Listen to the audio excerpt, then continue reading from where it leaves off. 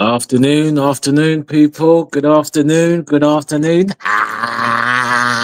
How's it going, people? How's it going?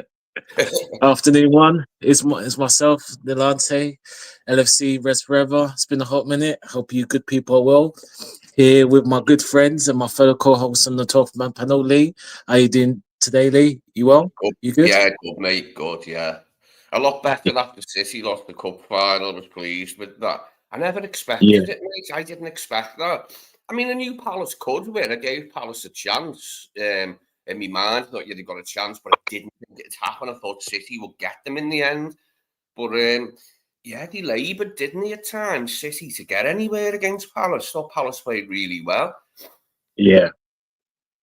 Yeah, 100%. It was an interesting day and a bit of a shock, and we'll go into that. Again, please like, share, comment, and subscribe. Greetings to everyone in the chat. Hope you all, everyone. Back for another one. What I'll be doing in the next episode with Fozzie or JK, and JK obviously. Just apologies. JK's got his German slot out t-shirt out. Wiedersehen out. JK is doing some scouting in Germany, so as me and Lee well known. But yeah, Lee. So we've got a few things to talk about. We're going to mention about Brighton, obviously the preview, starting lineup. We'll mention about Bradley, incoming Frimpong, and I just want to mention about something else which I would like the chat to get involved in. But yeah, Lee, since you talk about it, and it's Liverpool based, but let's go into it. Palace 1, City 0. Now, Lee, what I would say is, Man City did what Man City did.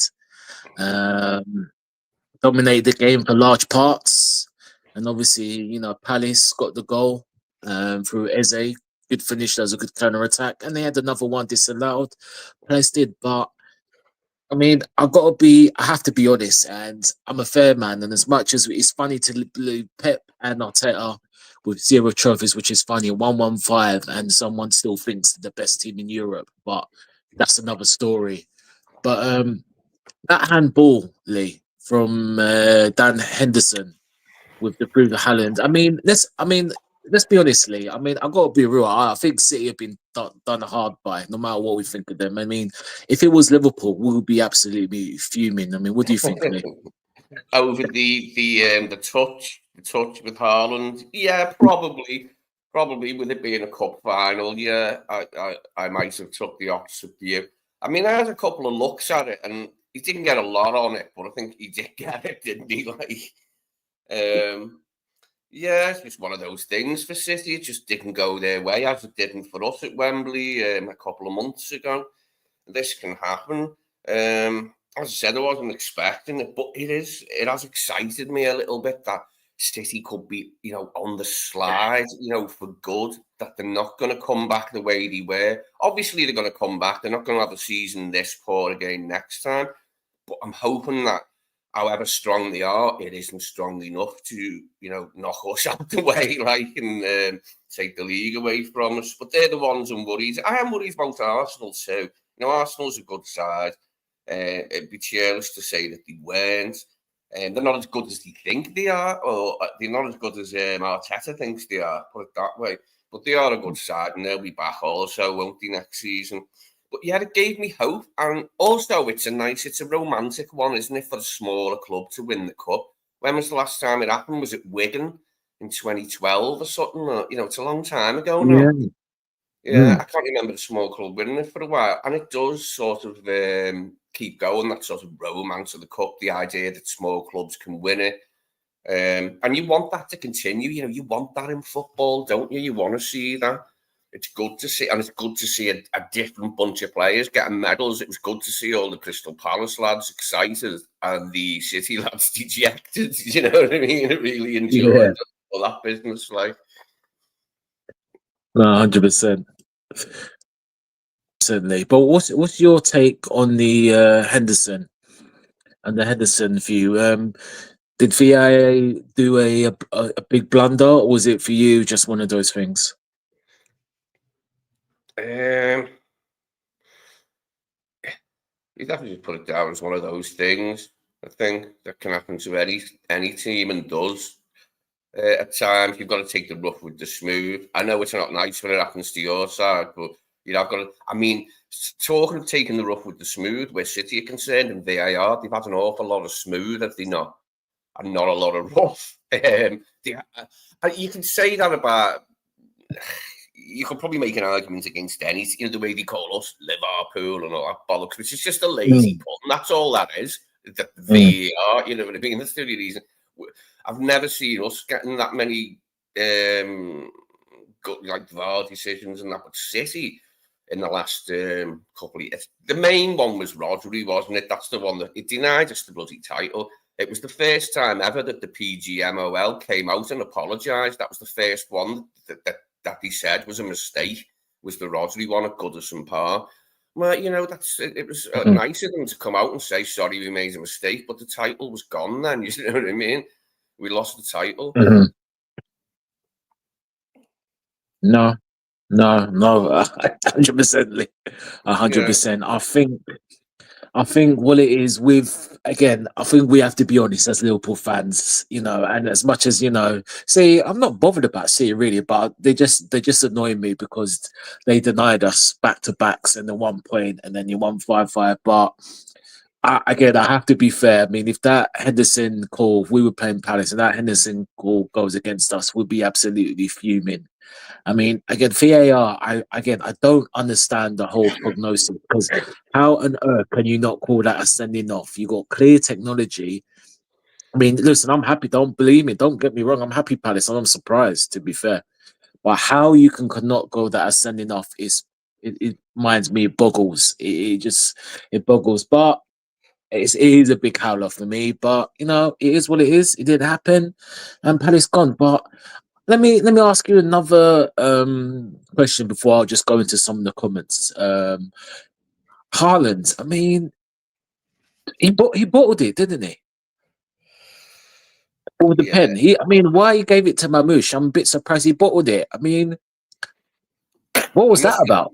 Yeah, he mustn't have been feeling 100% confident, must he, to have let Mamouche take, because he's usually straight on the pens, isn't he? Yeah, he is. Yeah. I'm surprised when I found out Mamouche was taking it. I thought he'd bury it, I thought it was going in. I am quite pessimistic like that. I was like, oh, this is going in and now the game will change. But when he saved it, was overjoyed. I really got a kick out of it after this final. I did enjoy it. And it looked like a nice, it looked like a good day as well, you know what I mean? It was a good football day, wasn't it? Bright future for Eberiche, it just depends how much they want for him, isn't it? And who's going to step up, but he's got a bright future, definitely. We were discussing that, weren't we, last week with Brian, about when Will Zaha went, Eze was there, wasn't he? And then there was Elise as well. Elise moved, Eze's still there. But he will move on eventually. I think somebody's going to want to take him from Palace. Just depends on the price, doesn't it? As always, that's what happened with Will Zaha, wasn't it? They sort of priced him out of a move to another Premier League team. Mhm. But that's not our problem, is it? Like, he did the business yesterday, and I'm happy about that. Yeah. No, it did. No, 100%, Lee. I definitely agree with that per se. Right, let me get through some of these comments. Let's see. Fuzzy, big up yourself, Fuzzy. Yeah, we're back, or half back, because there's no JK. He's done a run into Germany. Eins, vierten, feiten, swuntens, viertens, und Hagen, und Hagen. Yeah. Fuzzy, where's my money, man? Supposed to pay me, man. I want my money. No, be kidding. No, big up Fuzzy as always. I think he's back tonight. He's got a show at 9:30, so stay tuned for that, guys. Stay tuned. Benny Yeah. Hill and David Dickinson and Everton. Is it? I'll, I'll get to that. Big up, Norm. Hope you're well, Norm. Big up yourself, Norm, as always. I tell you, the banter Norm has with us as a chat is on fire with Norm. Okay, Norm says, watching the Forest West Ham game, not convinced Murillo is better than Kanate, like Max thinks. Interesting. Yeah, fair, that fair shout though. Interesting. Oh, the big. This is what you lot. Yeah, I have. Yeah, that is kind of hilarious. I know. Apparently, it's a law firm or something like. Yeah, Must be a really good one, like to be a stadium sponsor. I wasn't expecting that. A law firm.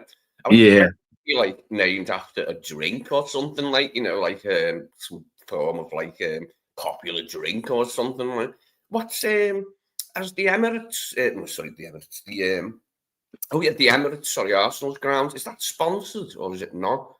It's just um, sponsored by Emirates, isn't it? They're the sponsors. exactly. By the airline, is it? Yeah. Yeah, no, big up. No, it is. It's sponsored by Emirates Lee, and yeah, they've been. I think they sponsored them since 20. I think 10 was it 10, 12? It's been over 10 years plus, but yeah, it's Yeah. sponsored. It's sponsored. Norm, actually, what you can do, Norm, actually, Lee, are you? Oh, actually, Lee, are you going to the parade as well? Yeah. Yeah. I'm Okay. great, yeah.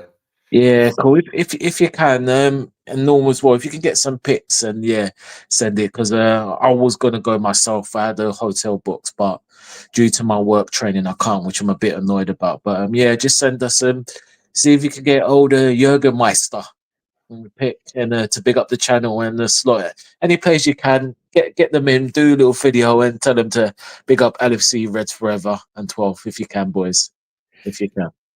I have to say about Neville Southall now, the amount of weight. Like, I put on weight myself in my 30s, mate. I went dead heavy in my 30s, but not like Neville Southall. Neville Southall, to me now, he looks like he's in one of those, those distorted crazy mirrors at a fun Yeah, fair, where your head's little and your body's big. That's what yeah, Neville Southall looks like now. yeah.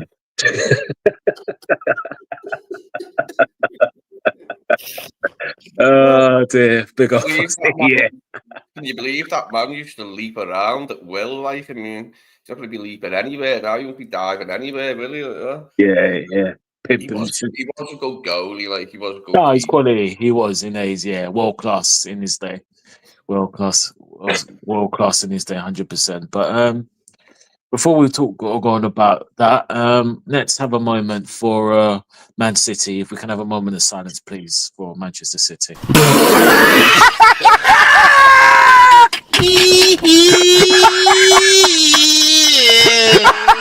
Oh, chest. I can't breathe. Oh, glorious, glorious! I tell you, mate. Well, saying is that obviously older cone man, Mr. Arteta, he learned well from Pep. Obviously, I think the bug, the empty trophy cabinet bug has hit him. Unfortunately, Pep. So that's what I'm saying, man. You got to get rid of some of these students. They put a bit of bad luck on you. But speaking of which, we'll move on. I big up Palace, obviously, for the win and City. But in Monday night's game, the game against Brighton, what and the chat, obviously you can comment, obviously like, share, and subscribe always. What are you looking to see from Monday's game against Brighton before we're going up to lineup, Lee? What are you looking at? What are you looking to see from the team? I'd like to see a decent performance if we can muster it. I don't think they've got anything left to play for really now, have they, Brighton? I don't think they're in with a shout of anything. Or are they? Are they still in with a shout of maybe getting confidence or something, are they, Brighton? Yeah. Whatever the weather, anyway. I mean, they're going to probably turn up like on their own pitch, so we're going to have to give them a good game. And they do give it. I mean, under De Zerbi, they give us a good game quite a bit. It was quite a tough match, wasn't it, when he was Brighton manager? Now this new guy, we've had a couple of goes at it, haven't we, this season, and managed to win. But they're actually doing okay, aren't they? They're not a bad side. Like, they've consolidated, haven't they, in the Premier League now? They look to be a regular top 10 side, Brighton. But I'm hoping we can win the game. It's been a couple of weeks now since we've won one. We're going cold turkey, aren't we, for wins? after being spoiled all season, like, we're looking for a win now. But yeah, I think we can do it tomorrow. Like, we put on a reasonable performance. No, 100%. I think it's like 1920 all over the season. We won the league and then we got drunk and City beat us 5-0. But yeah, I think, heads are gone. Yeah, no, I agree, Lee. Yeah, I think I'm similar to you. A little bit of performance. I'm sure Mo would be playing to try and break that assist record. I mean, personally, I wouldn't, but yeah. You could just get a win, nice performance. Just get a win to lead it up to next week's against Crystal Palace, and then it'll be celebration time, not just for us, for Palace. I mean, great things alike. So we'll see what happens on that front. Speaking of which, let's go into the lineup for Monday against Brighton. Who would you be playing? Who would you be playing, Lee? Who would you be starting with in goal? I'll start Ali. I'll play a strong team. Yeah, I'll play a strong team to try and get the result. I would give others minutes still, like, throughout. We've got like 90 odd minutes and got 5 subs we can use. So, I think we've all given up now on wanting Chiesi. He's not going to play Chiesi, is he? We've given up on that now. But players like Enzo, could still get a look in. Who else? Elliot maybe get a bit of action. Maybe not from the start, but get a bit of action if he can. Jones too. I want us to play a strong team though. I want us to put on our best, put out our best team if we can, just try and get the win. And hopefully it'll be a good game. They do play football, Brighton, rather than anti-football like some teams. They are quite a footballing side, so it should be all right. Hopefully, it should be a good game. No, it will be. Yeah, 100%, and 100% it should be. And before we just go into the lineup, Lee, do you want to do your lineup for 1 to 11, or do you want to go with me together one by one? Yeah, go ahead. You go through it. Yeah, we go together, whatever. Okay, cool. No problem. Okay, all right. I'll go through these comments first of all, and then we'll get to our lineup and what we think together. Anyway, yeah. What a keeper. Yeah, Southall. Yeah, we discussed that definitely. Bozzy's fed up of VAR. Yeah, it's a bit of a kill job anyway. Oh, nice. Oh, wicked. Well, I mean, it shouldn't be Norm. Excuse me, Norm. Norm, not just Fozzy. What about Lee? Hey, looking around the corner from you, mate. You talk about Fozzy, yeah? Yeah? Come on, mate. Come on, Norm. Come on, mate. But yeah, that's good. Do you mean the Strand in Bootle, do you, where you're going? Do you mean that Strand or the Strand in town? Do you mean you're going to Queen's Drive and then to the Strand in town? Yeah, let us know, Norm. Yeah, I am Jealous. I mean, think of it, man. Let me see if there's a way I can get to the parade. I might have to speak to Fuzzy. Fuzzy, we'll discuss. We'll discuss later on. I might have to see if I can. Yeah, because I want to get to this parade, man. But we'll find out. But just pretend no one heard that, please. Just to protect myself. Right. Norm says, I'm convinced we get João Pedro. Good to watch him tomorrow. Okay, João Pedro, Lee.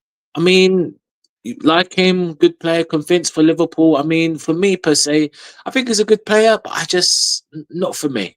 Not for me, not for Liverpool. What do you think?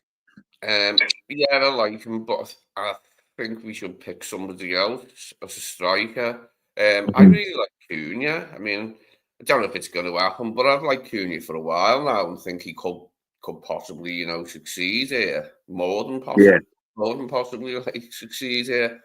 yeah. Uh, I think he'd be cheaper because Joe Pedro, Brighton now, since they've had big fees for quite a few. Although we did get McAllister on the cheap, but in general now you're paying quite a few bob to Brighton out, and since they got like 120 million for Caicedo, they're making sure they get paid well for any of their outgoing players, aren't they? I Yeah. think he probably 80, 90, something they'd want. Or that's what they'd ask for first of all. Maybe you can bargain them down a bit, but it's a lot of Mhm. money, isn't it? It's a lot of money.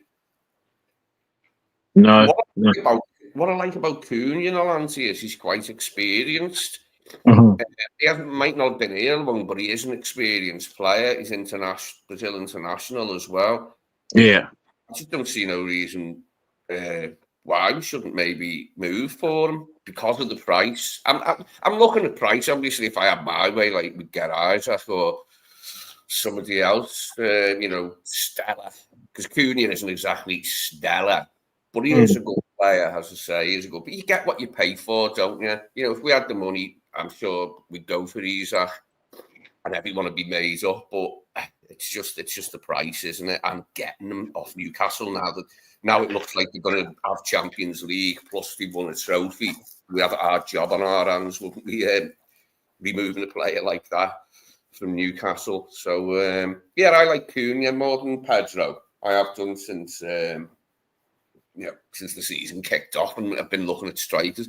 To be honest, when the season kicked off, I still had a moderate amount of faith left in Darwin Núñez. I thought maybe, you know what I mean? I was still telling myself maybe he'll catch fire this season, but no, pretty much from the beginning of the season, I was looking at other strikers, thinking who could we have instead.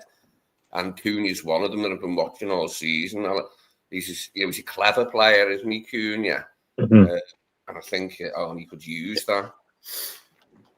No, fair enough. But I don't know, Lee, and we'll say that good evening. No, I won't say good evening. A good afternoon to the Flying Irishman. How are you, bro? How are you this afternoon, mate?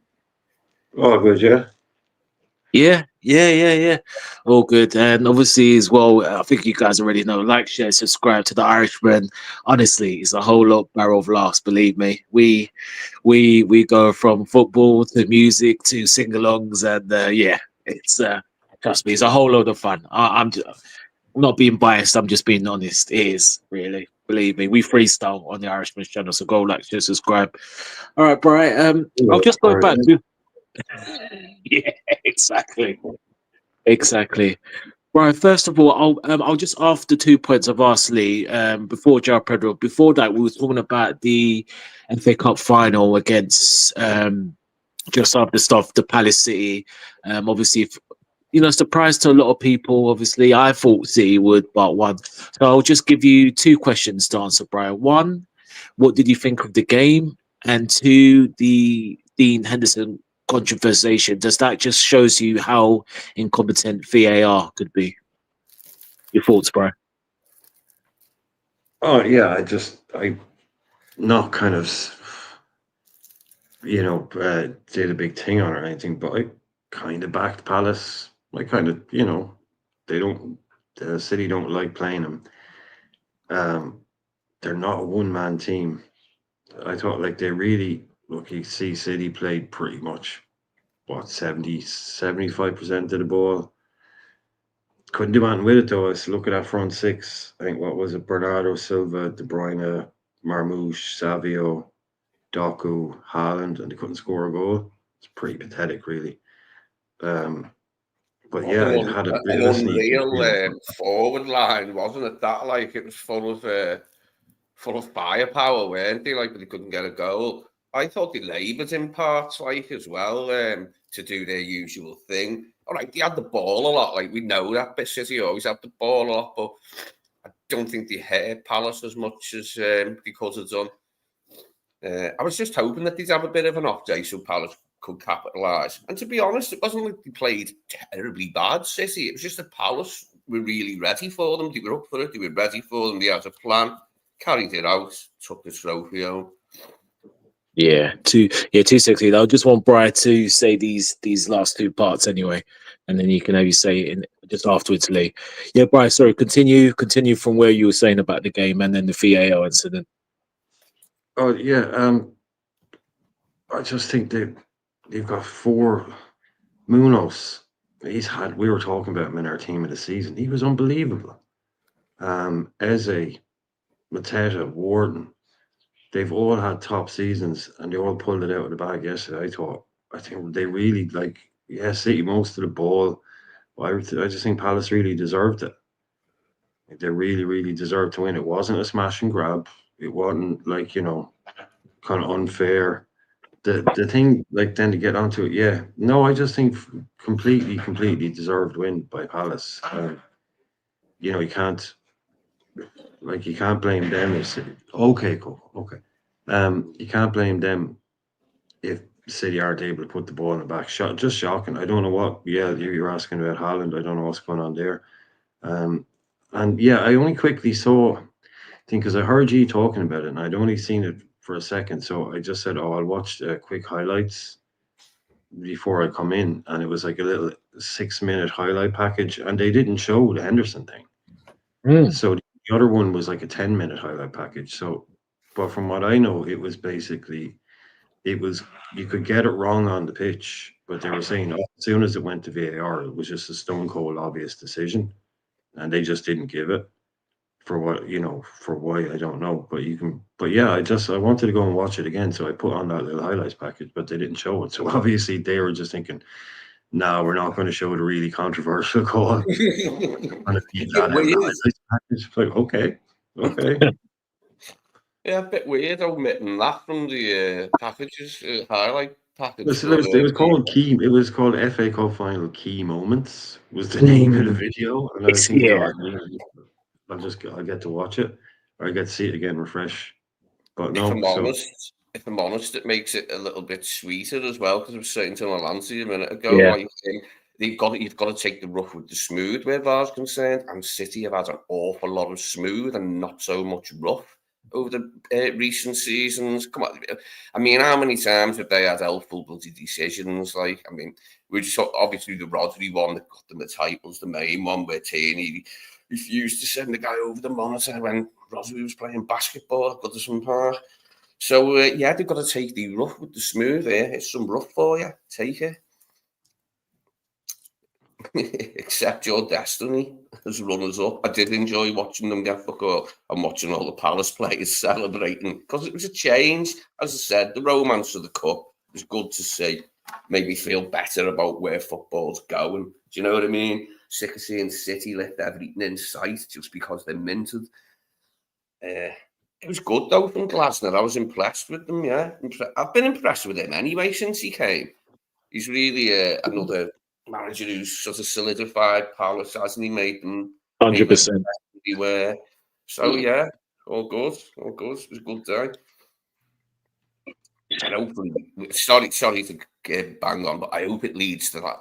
This is a sign of something to come with City, that they can't turn it on always anymore. That things just don't get back to exactly where they were before Rodri's injury and their treble victory, blah, blah, blah. Do you know what I mean? I hope they cannot match that in the future again. But we'll see. We'll see soon enough. Next season will be here before you know it.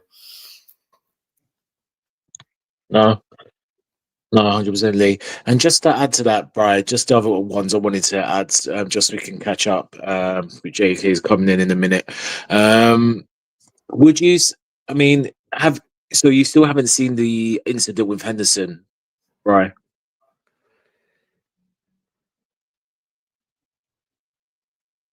Brian, you there? Brian? Okay, I think looks like Brian could be a bit busy at the moment.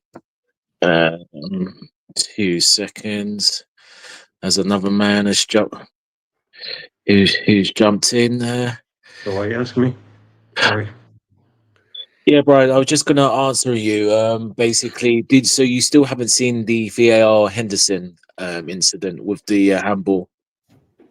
No, I saw it at the start, but I didn't see it after, so I didn't see any replays of it. Oh, okay, okay. Would you say it's fair to say, Brian, that if we be a bit level-headed about this, if this was the other way around, if that was us, we would have every right to be fuming about that. Well, it was yeah, of course. Oh, we would, but like no one's going to take it from me saying it. But look, I think Palace deserved that bit of luck. Mm-hmm. That doesn't really track for City. But to me, but that shouldn't really be. Look, I mean, from what I've heard, it's just basically like you only have to watch it once, and it's the most obvious call out there, and they somehow didn't make it. So does undermine the whole thing, man. Every time you get one of these kind of, because people say, "Oh, let the technology, let the technology." It isn't technology. It's some bloke looking at a screen. He's using technology to make a decision, but it's still the person himself. It's still a human being that's making the decision, not a computer, not technology. So yeah, they have the technology is a screen to be able to look at it, but it's like that's not. It's you're still just giving the decision to another human being to make. So it sounds to me like it was a complete stonewaller and they didn't give it. So yeah, you would be angry. Of course, you'd have a right to be angry. But they didn't score from open play with all those £100 million players on the pitch. Missed a penalty. Did they deserve it? Did they deserve that break? Probably not. I think Palace deserved. I think, and like Lee is saying, that's probably. I was saying yesterday, that's the biggest small club you're going to see when, like, the days of tiny clubs winning it or even getting to the final are kind of gone. Palace are a big club compared to most teams in England, but they're still a smallish club. So that's probably. I don't think there won't be a hell of a lot of sympathy out there for Man City in the world of football. No, the overwhelming majority of football fans wanted that yesterday, didn't they? That's exactly what they wanted to see. I'm sure, I mean, I was among that number. As I said, it wasn't sure it happened, but I'm glad it did. But yeah, everyone enjoyed it. I think, like, it was, as I said, it was a good day for football because small club won something. You could see how made up they were. Because City, yeah, they look happy when they win something, but they're doing it all the bloody time. That was real joy on their players' faces, the way they dropped to their knees and everything. That's the football I want to see. Like, No, 100%, 100%. And a good afternoon to my co-host, to my other co-host. He thought he's in Germany. Thought he's getting them split out t-shirts, but obviously he lied. And he's back with us anyway. JK, good afternoon to you, bro. How you doing, man? I'm all good, bro. Great to hear you guys. Brian, Lee as well. That's all, bro. How's it going? JK, I was just going to ask you, and actually, I've spoken to Lee about this, and Brian, and actually, Brian, you can answer after JK. So I'll ask you just the last bit about the FA Cup final because we're just talking about that. Number one, what did you think of the game? Number two, did you see the VAR incident, and was that shows what shambles VAR are regarding the incident, regarding the City or not? And number three, did Haaland bottle it yesterday with the pen? And after that, Brian, you can answer the Haaland bottling it with the pen. Anyway, JK, your thoughts, bro? Yeah, it's like for me, I'm gonna watch the game. So I watched the game yesterday. It's like FA Cup final, you know what I mean? It's traditional to watch it, even though it sort of lost its like uniqueness it used to have back in the days. But it was a good game in that way where Man City kept on trying, but they couldn't succeed. And I realised that with City this season, they've sort of lacked that killer touch or killer guy to sort of win games like that. They've been pretty well informed as well. They got a Southampton, they got a draw 0-0, I think, last time round in the Premier League. But before that, they won a lot of games to get into second, third position, around that area. So I was just happy for Palace to actually win it because their fans are pretty sort of, they're unique as well, aren't they? They got their own drums. They got like little sections where they all wear the same clothes and that. Yeah. So they're like ultras, aren't they? But I was like sort of happy that City didn't win nothing all season. I think it's probably been Pep's worst season at City when you look at it. What did you Hasn't make been of great. his face? What did you make of his face, Jay, on the pitch after the match? You know, when he was stood on the pitch, he was like blowing his cheeks out and that, like, and there. He looked a He bit was shocked, pissed. a bit shell shocked, like. Yep, I've seen that face quite often this season. You know, that face of what the fuck's going on here? You know, Yeah. it's been good. It's been good for us, bro, because it gave us an opportunity to win the Premier League. City on song, very hard to stop. But look at it, they're still strong in the Premier League table. They're not like 8th, 9th. They're third. So is City at their best for me. But for me, that penalty, I think Haaland should have took it. The other guy took it. Mamouche. I thought Haaland was going to take it. You know, I think he would have scored if Haaland took it. I don't know if he bottled it. God knows, bro. It's a weird one. They have dropped outside the top 5 now, City. They're currently 6th, Jake. Yeah, with Villa and They have a Villa. game in yeah, hand. Villa played. Yeah. And Chelsea. Who's the other? Yeah. Chelsea, Villa. And so if Bournemouth could get a draw or a win, Yeah, Bournemouth on Tuesday, Man City. that'd really throw the cat among the pigeons, wouldn't it? Like if Bournemouth could take something from the Etihad. Is it the Etihad, is it? Yeah, that'd be even Yeah, brilliant. yeah. They end up with no Champions League football, and I think it'd be deserved as well for all the nonsense. Like, do you know what I mean? Yeah. I mean, it's not like they were last time. They were going, "Oh yeah, we were cleared." They said we hadn't done nothing. No, that's not what they said. They said you had done something, but it was too late to punish you. Do you know what I mean? So they just fined you. You didn't get away with it. You were guilty. That came from Germany, didn't it? It was Der Spiegel that uncovered that. City stuff like it. Yeah, and now it's in the hands of our footballing authorities, and we hope to get it right this time. But yeah, I feel it'd be deserved if they missed out and ended up in the Europa League. I think them not being in the Champions League next season might harm them more than like I don't know, be good for them, because I think Man City are a team, you got to have Champions League next to them. Like they're competing in the Champions League, not in the Europa League, bro. If that happens, that'd be madness, because they're really arrogant. I can imagine them. They were making fun of Europa League, United being in it. Well, they could be in it next season if the results go the right way, you know. No, 100%, 100%.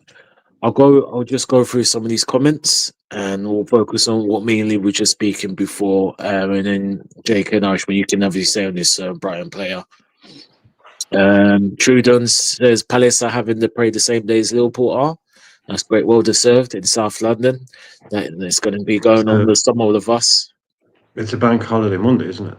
Yes, indeed. So it makes sense. Yeah. I think the L of South London will be shut off, but fair play to them, man. I know South London very well, but that's fine. Yeah, we're going to touch on that, Fozzie. Joe Pedro's not good enough, mate. He'll be like Lunes. I wanted JK and Irishman's thoughts on Joe, but we'll just read the comments out, because Lee said his bit about him. Okay, 1987. Listen, I'm not going back 1987. No, I'm sorry. I'm not going back to 1987. Oh, check it, no. All good. Rush, no. Big up, Dara. Good afternoon, morning, wherever time in Arizona. Hope you're well, Dara. Good afternoon. Easy, Dara. How you going, man? And Norman. I'm Fozzie as well. Bless, bro. Yeah, true, done. Truden says Carragher said Southall is the best keeper ever before my time, but heard he was incredible. He was. Even Norman says that. He Yeah, said it the other day, actually, yeah, in the yeah, chat. Yeah, yeah. yeah. He was a good goalie. He was. Yeah, I remember the 80s. He was known as probably the best goalkeeper in the world. I think mid 80s, from what I remember. But keepers are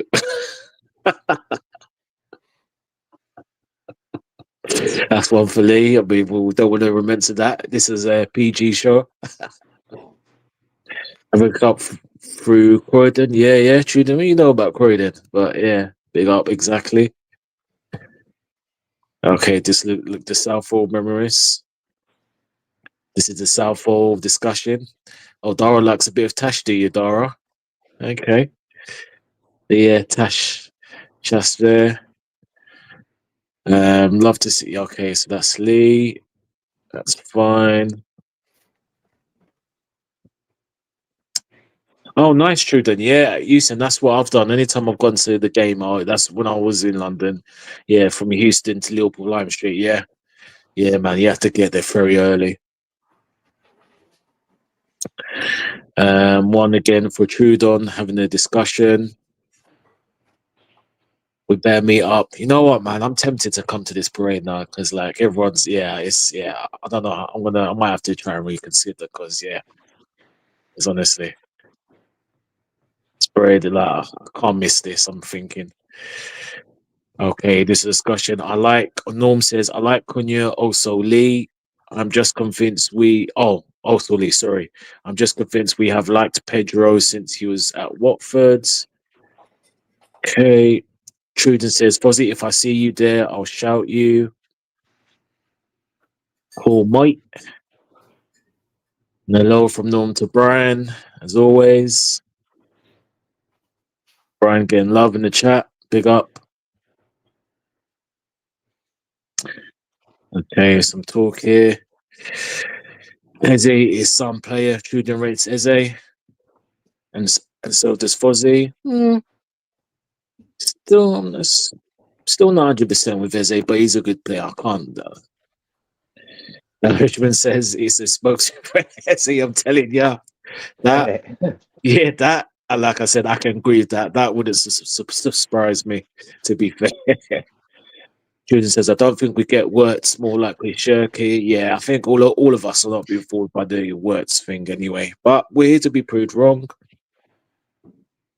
Yeah, Shirky is always been available to go. So Norm, so yeah, it just he buys him. Hello from Norm to JK. Bless up, Norm. Steve, yeah, I mean, I agree with this 100%. It was a bit weird. It's a bit incompetence there, but that's we just have to be honest. And Trudon, yeah, Forest winning is. I mean, if his results stay the same, it's going to be a very, very interesting final day. Very, very tight. Trudon mentions the farthest decision, and it needs to be binned. That's true. Oh, Alexandra, big up yourself, man. Big up yourself, Alex.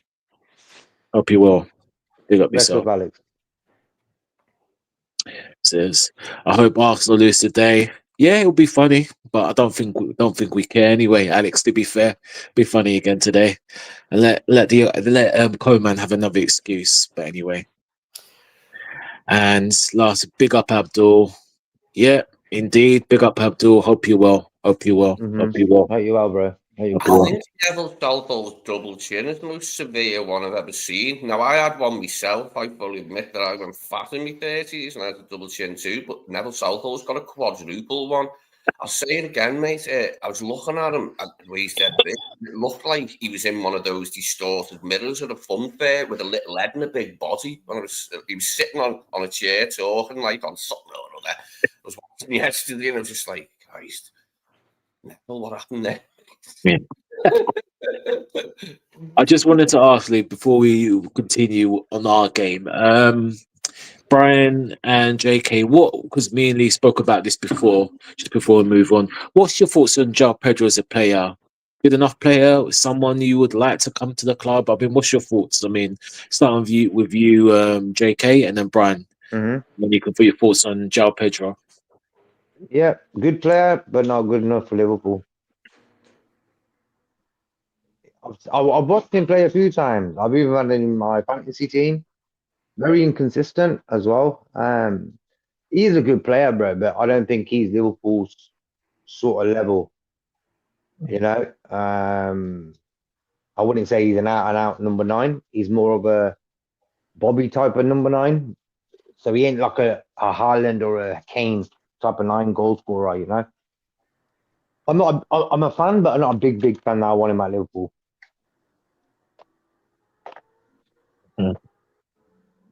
Right? Last season, I liked him a lot. But like JK was saying, you get on a run. I know it's not a way to judge a player, but if you got on a run of him in the fantasy football, 4 or 5 games, because he took penalties as well. He took over the penalties when Mac left. So, and then like as he said, 3 or 4 games then doesn't do a lot. And he's in a high performing Brighton team as well. I kind of, just the way you are about players, I did like him a lot last year, but kind of gone off him a little bit. I think he would be a good replacement for Harvey Elliott. But not like in our starting replacement for Jota. I think I take him in the squad, but I think his value would have gone down a bit. Yeah, a year ago he was riding high. Lost his place in the Brazil team, I think. Yeah, inconsistent, capable of magic. One of those players. Cunha has kind of become a bit more flavor of the month this year. So yeah. If this was last year, I would have been a lot higher on him. Not so much this year, but that just says more about me than the player. But if he was in our squad, I think we'd get good production out of him. But I wouldn't be going out there spending 65 million quid or 60 million quid to get him in. No, unfortunately. But I do like him. But you never know. Like, can he big step up? To our club. But just in that little kind of Harvey Elliott replacement mode, if we got him for 35 million, I'd take that, but not as our main attacking replacement.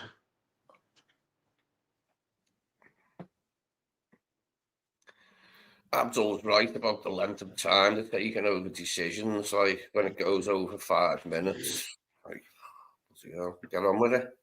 But I mean, you want them to make the right decision, I suppose. Now we've got it, they might as well do it properly. But when it delays the game by such lengths, it's crap, isn't it? Like it has taken something out of the game as well as supposedly giving something to it.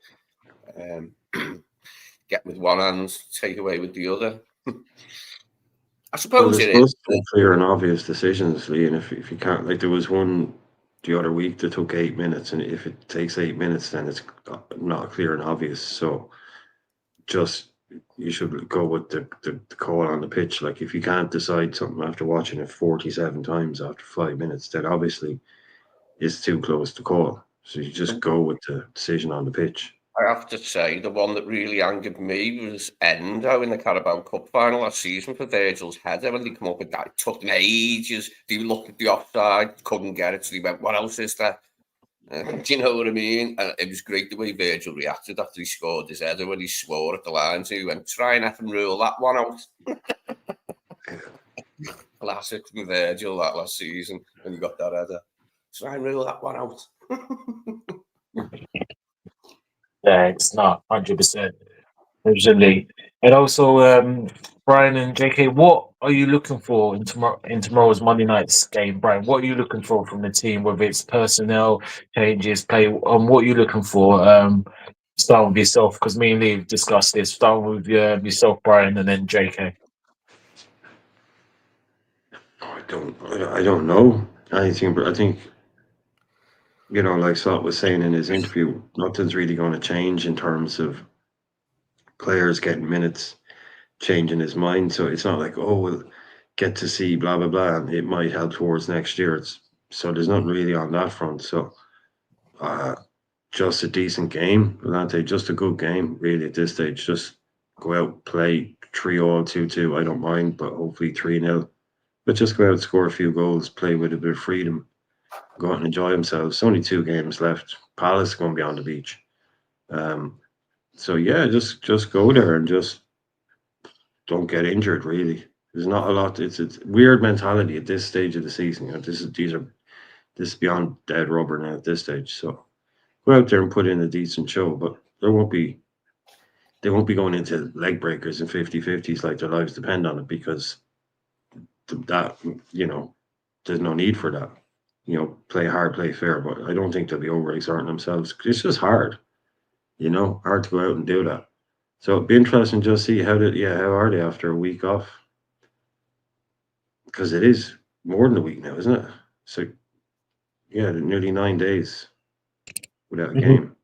So yeah, see how they do after that. But I'm not expecting anything too much. No, that's fair enough. That's fair enough, bro. What about yourself, JK? Me, bro, I'm looking for a win because I always think when you win something, you behave in that manner that you're winners. I don't want to go to Brighton and lose 5-0. Look like a bunch of idiots, you know what I mean? Uh, so for me, I want us to play a game where it shows that they want to still win. You know what I mean? That's what I want to see from the players. I said that when we won the title. Every game, I want to just reach the 90 points mark and stuff like that. So yeah, for me, a win, bro. It's a Premier League game. After it's the last game, away game of the season.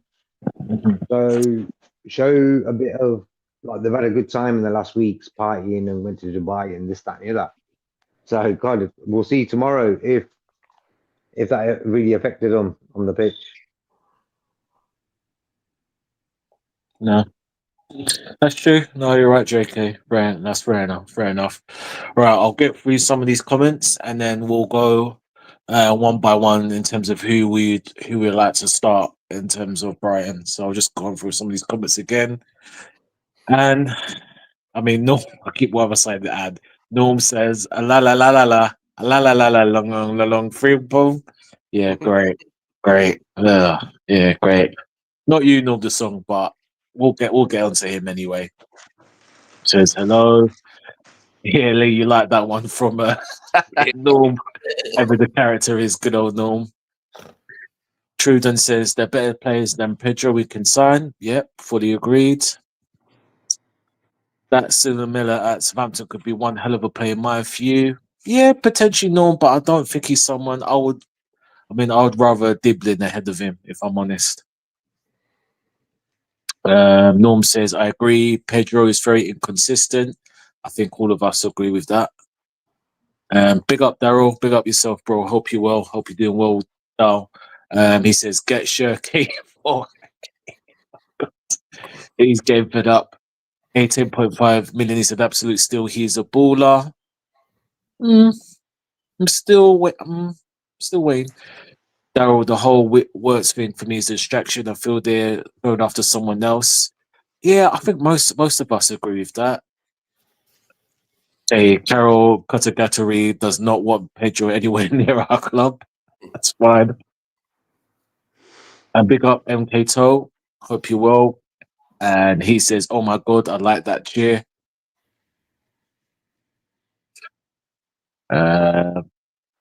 Abdul says, what do you think about can they step up? I think we'll leave that, Abdul. I'll start that. We'll leave that and we'll go back to that. Because that's a whole lot of names we got to get through, Abdul. But big up yourself. We're Liverpool going to buy left back, right back, centre back, the number 10 and number 9.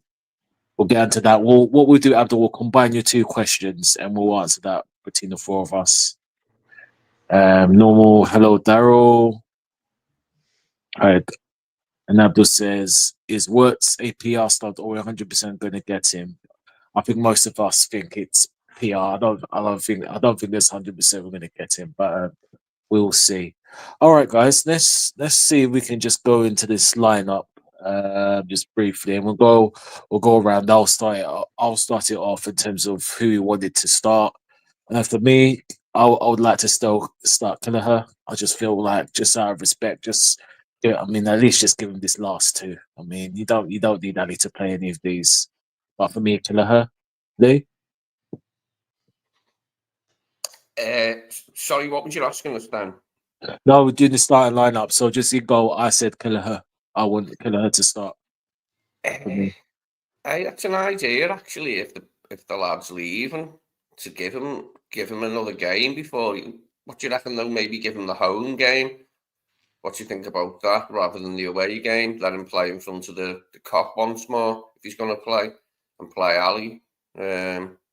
Yeah, maybe that. Maybe that. Play Kelleher in the home game. Give him an outing in front of the fans before he leaves. Yeah, Kelleher for you, Lee. You would start tomorrow. Go for Ali for this one. Ali, yeah. Yeah, I'd give Cleveland a game at Anfield against the FA Cup holders next week. Okay. JK. Yeah, I will give Kelleher a game. No problem with that. Show a bit of appreciation for what he's done this season, bro, because he was in goal for a long time and he kept us at the top.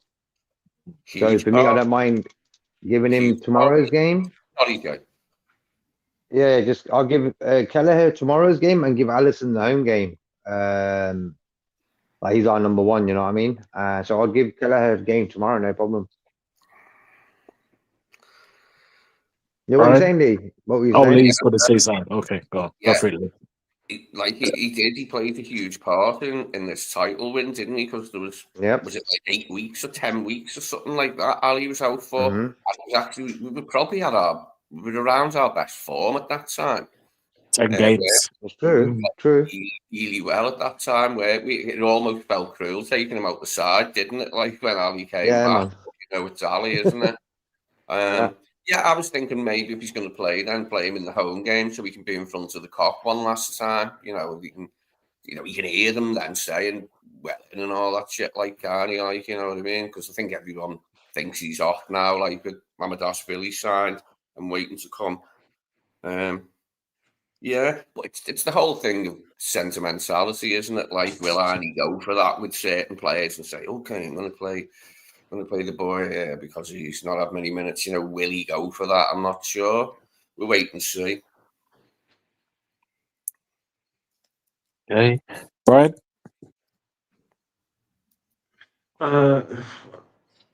See, there's a counter argument for everything. Like, talk about deserve this and deserve that. Ali deserves to play in the final home game. That's You how could I look see at it. it that way. It's the send off against the fans. He's the main man. Keller contributed. Yeah, it'd be good to give him. I mean, it'd be an easy enough thing to go, but like JK wants to win every game. So do you pick your best team if that's the way Slot is looking at it? Want to win every game? I just mean there's just a natural kind of drop off in some lads. I don't know. Yeah, I suppose I hadn't really thought about it, but yeah, probably if you wanted to, um, go with it, then he probably won't play for the club again after this season. So 90 minutes start against Brighton. Yeah, I could see that. I could go for that, and then Ali can play at home. But yeah, I don't see anything wrong with giving the start against Brighton. No. Okay. That's fair enough.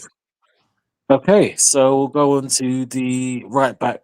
Well, I wouldn't say conundrum. I mean, it's easier wrapped up. I mean, yeah, for me, yeah, Brad. I mean, again, Bradley starts. Yeah, I don't see. I mean, Slot is kind of pretty cleared up. I mean, would you all agree? Lee first. Bradley starts. Yeah, he's already said, hasn't he, that he wants to play Bradley now because he'll be here next season.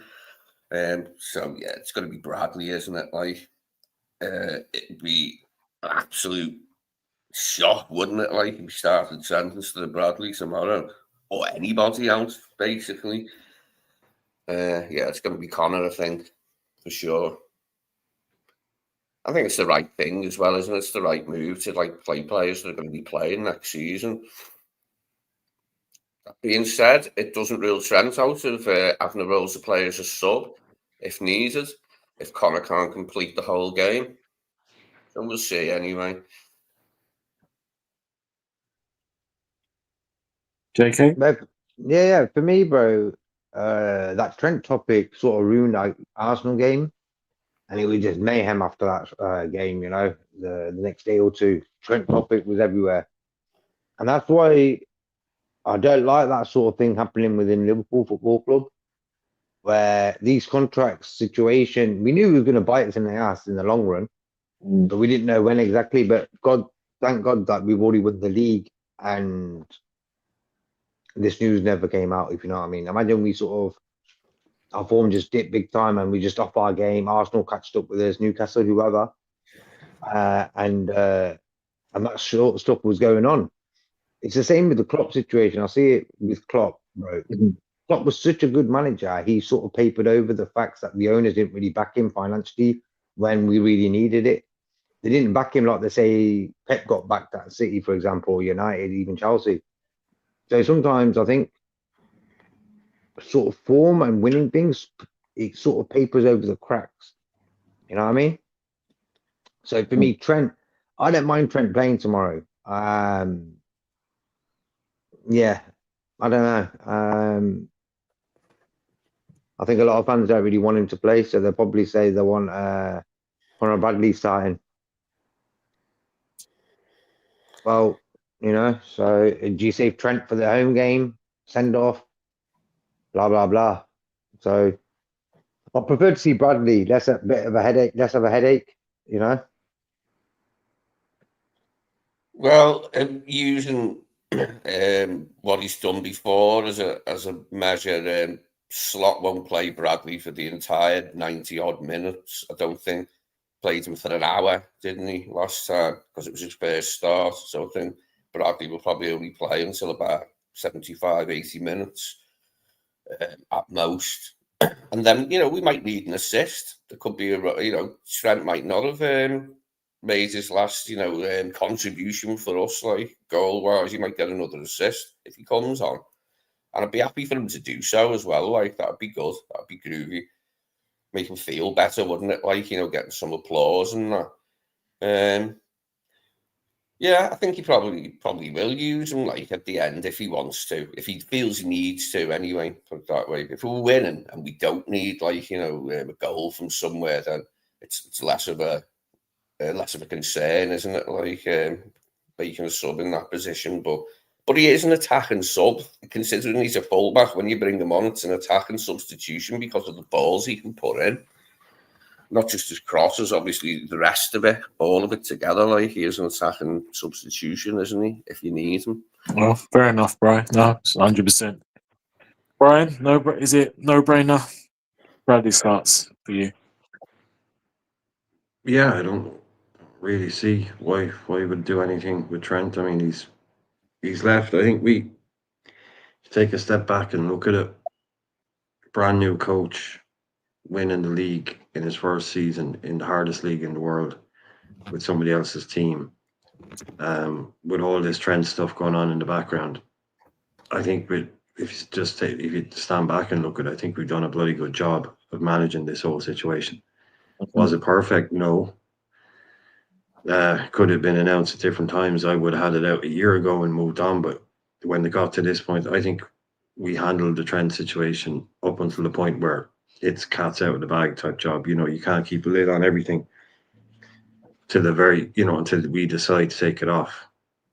And so I think we did the very best in handling him. But now that it's all out, giving him playing and him playing all right. But now that it's all out about Madrid and all that, there's no need for any kind of, that kind of stuff. We can just leave him out. There's no need to play him. We move on. He's moved on. Even if Bradley probably won't do 90, bring on Kwanzaa.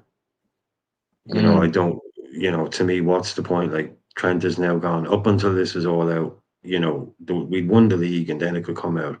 Up until then, we had to play the game. Keep him in the team, just say, keep say nothing to nobody, get on with it and do it, and put in performances. But now, absolutely, like he should just, like I said, just wake up and find out he's got a bit of a tummy bug, and he's going to stay at home rather than spreading any infections, and that'd be the best thing. No need for him to be around the place. No need whatsoever, man. That'd be me. That'd be me anyway. I wouldn't even bring him on. Bring on Kwanzaa if you want to bring off Bradley, or bring in Endo, which we've never actually done, by the way. I think we always talk about it, we've never actually done it. Yeah. But yeah, that's just the way I would look at it. There's absolutely no need for the distraction. Is Joe ready? Yeah, is Joe ready to play any minutes? Yeah, He's fit. No. He's fit, but will he get some minutes off the bench? Yeah. Be seen. Or would he lob Jones there again? You like putting Jones there? I hope he's no. full. Oh no. Not about Oh, that now. After the second out at right back for Jones, the You're first talking one, about 10 he minutes was at the end of a game. 10 minutes at the end of a game, maybe. But yeah, just what's the point in bringing Trent on? Just bring on Kwanzaa. Fair enough. I think you guys make all valid points about the situation. I think I'm more leaning to you, Brian. I'm just thinking there's really no point after what happened last weekend. I'm in the cushion. Just no point. We don't want this again to distract our season.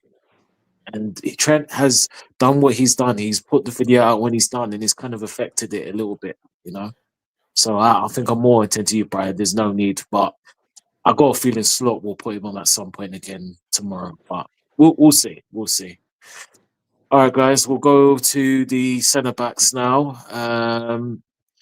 Okay, actually, for this, we'll go for two. The two centre backs we think we're going to play. You know what? I would rest VVD for this per se, and I would go VVD Kwanzaa for me personally. If Joey was fit, I would play him. I had game time play him, but you can technically, but it's no point. He's just come back and he's on the bench. He's fit and available. Just they'll get some minutes if we've got time. So yeah, I would play Ibu and Kwanzaa for me. Lee. I'd be happy enough with that, and obviously, playing's a risk.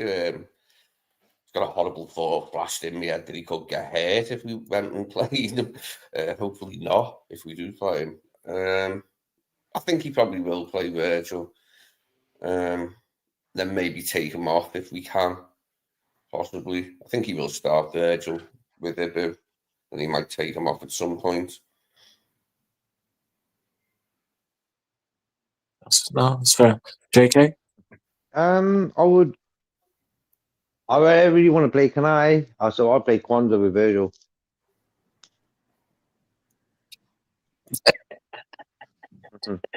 I think I know why, but like I said, it's just if we had the other centre back fit, then it'd be an easy answer for me. But it's got. I guess VVD for me, I don't know. He gets a little mini rest, and then I'm sure he'll play on Sunday, but next week. But right, Yeah. Sorry, me? Yeah. He'll be your two. Sorry, it's just whenever you say Brighton, the way you say it sounds like you're saying Brian. Oh, right. And vice versa. Okay, cool. Sorry, the dog's having like a kind of a coughing allergic thing that she has, so you might be able to hear it in the background. Sorry. I would start. Yeah, again, I hadn't really thought about it. If Ebo was playing silly buggers when it comes to signing on, Exactly.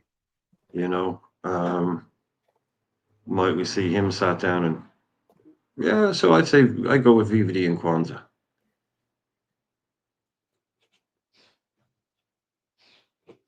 Start the big man and bring in Kwanzaa. Okay. Fair enough. I hear the Ebu things. I hear the Ebu's things, and yeah, that's going to be another interesting one. But we'll Another bloody soap opera now, aren't they? Another one we don't need, mate. Irishman, yeah, Brian. it's getting a bit sticky now. But we have to kind of put our trust in Hughes and Mr. Edwards to handle this one accordingly. But we'll see. We'll hold that because I think we've got quite a few things we all need to discuss in the chat. Don't worry, chat. I will go through the comments once we finished what our team lineups would be. Okay, so we go left back and left back, Robbo in and out. Yeah, you know what? I'll just go Simicast. I don't need to see Robbo. Obviously, the Kirkers thing has gone quiet at the moment for us, but you can talk about the game. Yeah, I just go Simi really. Robbo can have a rest or whatever you want to call it. I just think we can play Simicast. And yeah, that's it really. Lee? Yeah, I'd give Simi a game here. I'd like to see Simi. I think be a decent game to give him a go. Yeah, Simi. I'll go for Simi. Cool. JK? Me, I'll go Robertson. Mm. Mhm. Okay. Well, what's your reason with Robbo, JK? I think he played pretty well against Arsenal, and he sort of played better recently. He had a few games off and this and that, but I think in the last game he played pretty well, bro. I'll just give it Robertson, and if we need him to come off, we can come to Mikas. I don't want to change our team too much that we actually get battered. But I don't want to lose tomorrow. And I think if we change our team too much, it can go a bit pear shaped. So I'd rather just keep it to a minimum, but make them changes. A few, 2, 3, maybe, not more than that. So I'll just go Robertson. Okay. I mean, it's an interesting concept of how you want the game to be, JK. Okay. That's fair enough. The Irishman. What you thinking, sir? Well, I was going to say, like, make the usual Scottish jokes. Robbo's probably been on the beer, for 5 days straight or whatever. Yeah, down the docks with the lads. But I was thinking maybe. But then I saw the video of players leaving training yesterday, and I saw what Simi was driving, and I was thinking, okay, this guy's obviously a party boy, because they all drove out in they all drove black SUVs, Aston Martins, Audi RSA Q7s, Range Rover Sport. Mo has a Rolls Royce Cullinan, a few Porsche Cayennes, but they're all just basically black SUVs. And out comes Simi in a bloody green Lamborghini Huracan. I'm like, okay, party time with Simi. That's the guy. Yeah, just okay. Completely different vibe to everybody else. So he may have been enjoying himself just as much as Robbo. I would not be surprised if he was DJing till 4 in the morning. So I still, just with that in mind, I think, man, I think Simi, I don't know. I just don't think he's going to be here next year. So I don't really see the point in him getting too many more minutes. Also, what's the point with Robbo? It's a bit of a coin toss, man. It's a bit of a coin toss. Robbo.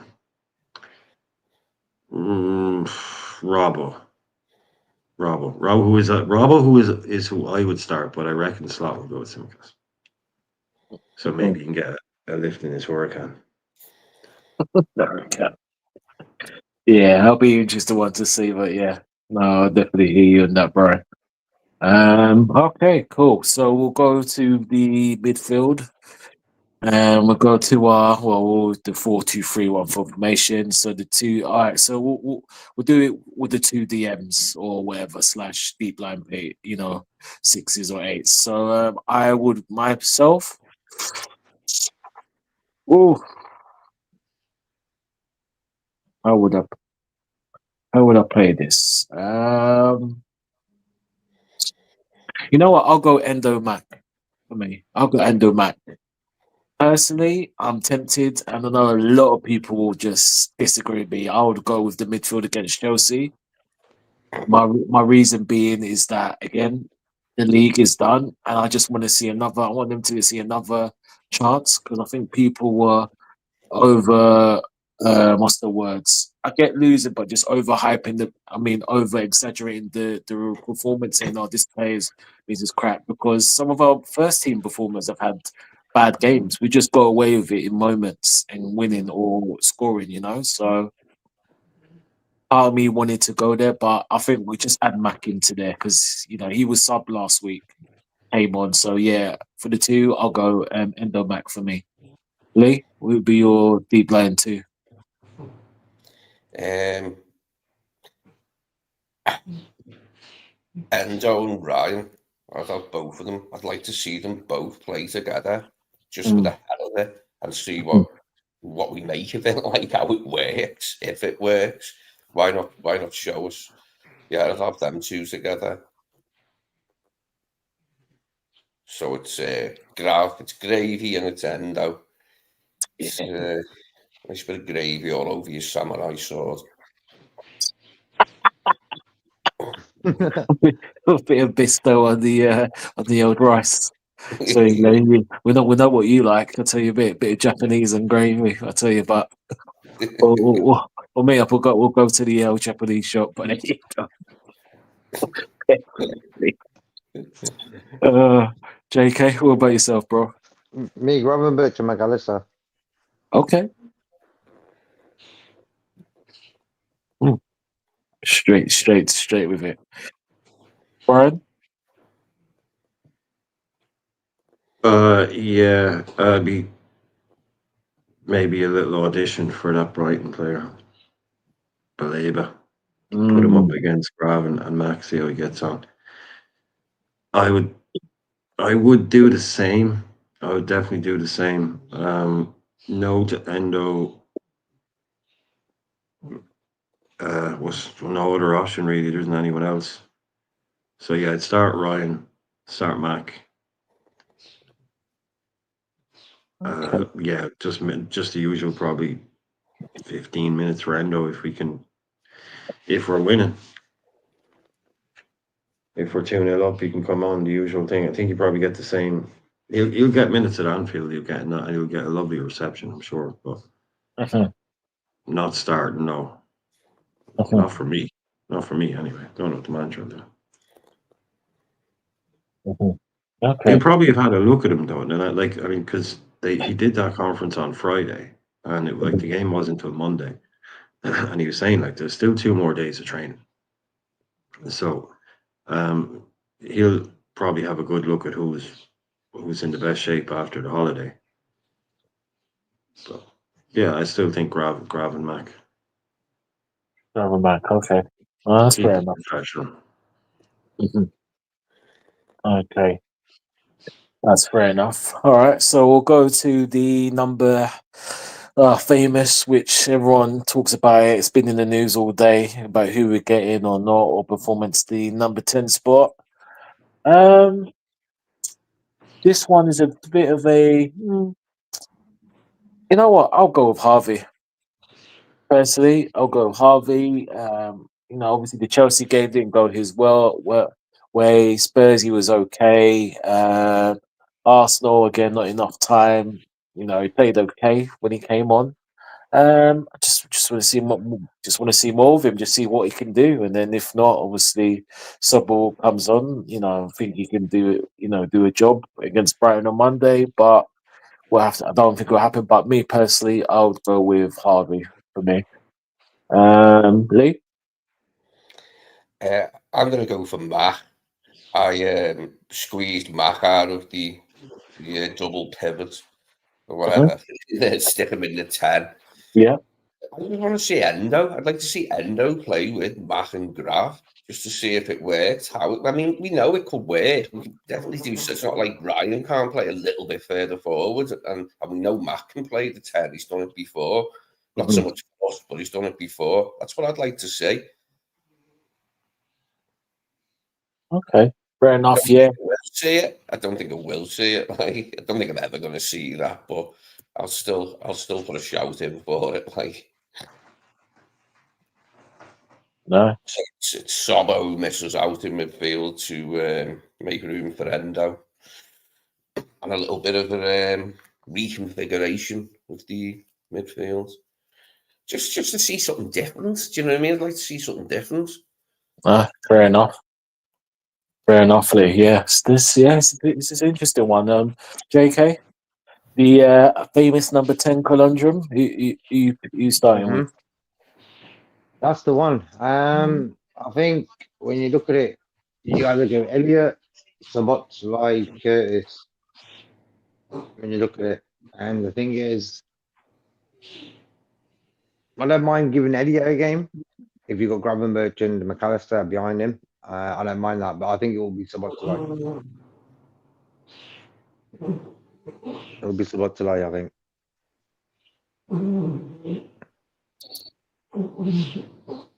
See, yeah, I think so. I don't know. I've got a feeling with that, JK. Feeling of that regarding that. Yeah. Brian, what do you reckon? Yeah, on both fronts, I think he will start Szoboszlai, and I would also start Szoboszlai. I think Elliot has just proven now he's much better coming on when teams have an hour in their legs and he's fresh. Jones, I mean, yeah, it's just Jones stuff every time. The odd decent performance here and there, and then you get a Chelsea game, you get kind of a 6 out of 10 game. So he's done. No, it's not like, oh, I can't wait to see him in the 10. I can't wait to see him play. Doesn't do anything for me personally. I think Elliot kind of played his way out with the Chelsea game. So yeah, that really only leaves Dom. So I think Dom, yeah.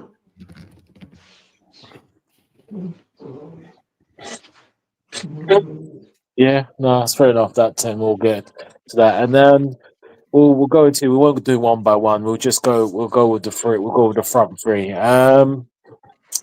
This is a delicate one. This is a tricky one for me. It's an interesting one. This front three. I guess you'll have to say because he doesn't fancy who he doesn't fancy. You know what? I'll go with this. Cody, Lucho through the middle. Cody, Lucho, Chiesa, and the reason why I would, because we talked about it till the cows come home. I mean, look at that, Chiesa, just give him run, give him freedom. It's like he's been locked in the cell, and he's waiting for the key to say let him out. Can he see freedom? Can he see blue skies? Can he see his life?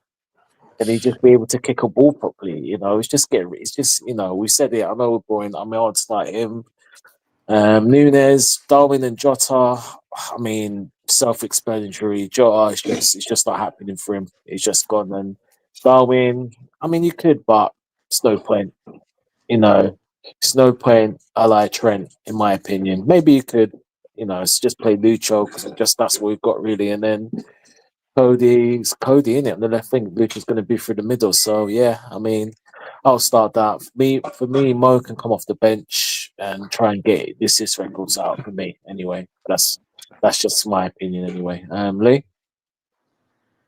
Be front three. Yeah. I will go.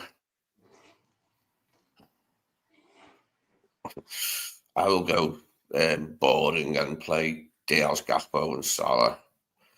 I won't even give Jota a look in. No. Just go for the normal three, yeah. What seems to be his favourite three. Could you say not the entire season because he has played other players, but that seems to be his favourite three, doesn't it? Gaspo, Diaz, and Salah. I don't know what's going on with Jota. I mean, you hear different things, don't you? No one knows what's true. But I have come to the end of my tether with his fitness issues, Jota, and would like to see him replaced. I think it'd give the squad a huge boost to have two new forwards. And if we return to 5 forwards, so be it. If Chiesa goes and isn't replaced, so be it. We will have Frimpong as a possible option to play minutes in Mo's place, won't we? Because Frimpong could easily play in front of Bradley. That's not going to be hard for him to do.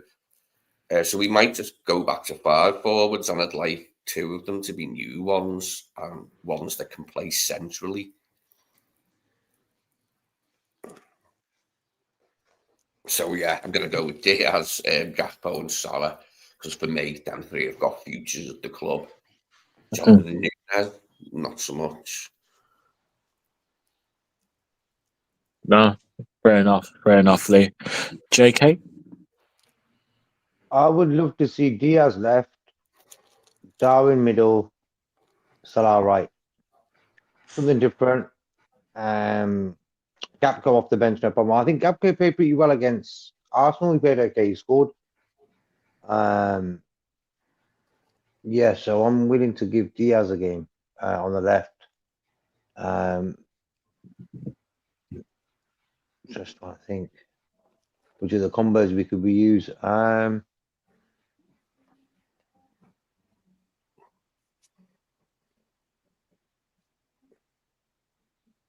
Yeah, that's probably our best thingy. I'll just give Darwin a game. Bang, who cares, you know? Imagine he scores 2 goals. We get another 10 million extra on what someone else wants to pay. You know what I mean? I think sometimes in football, you're always going to sort of keep your players marketable.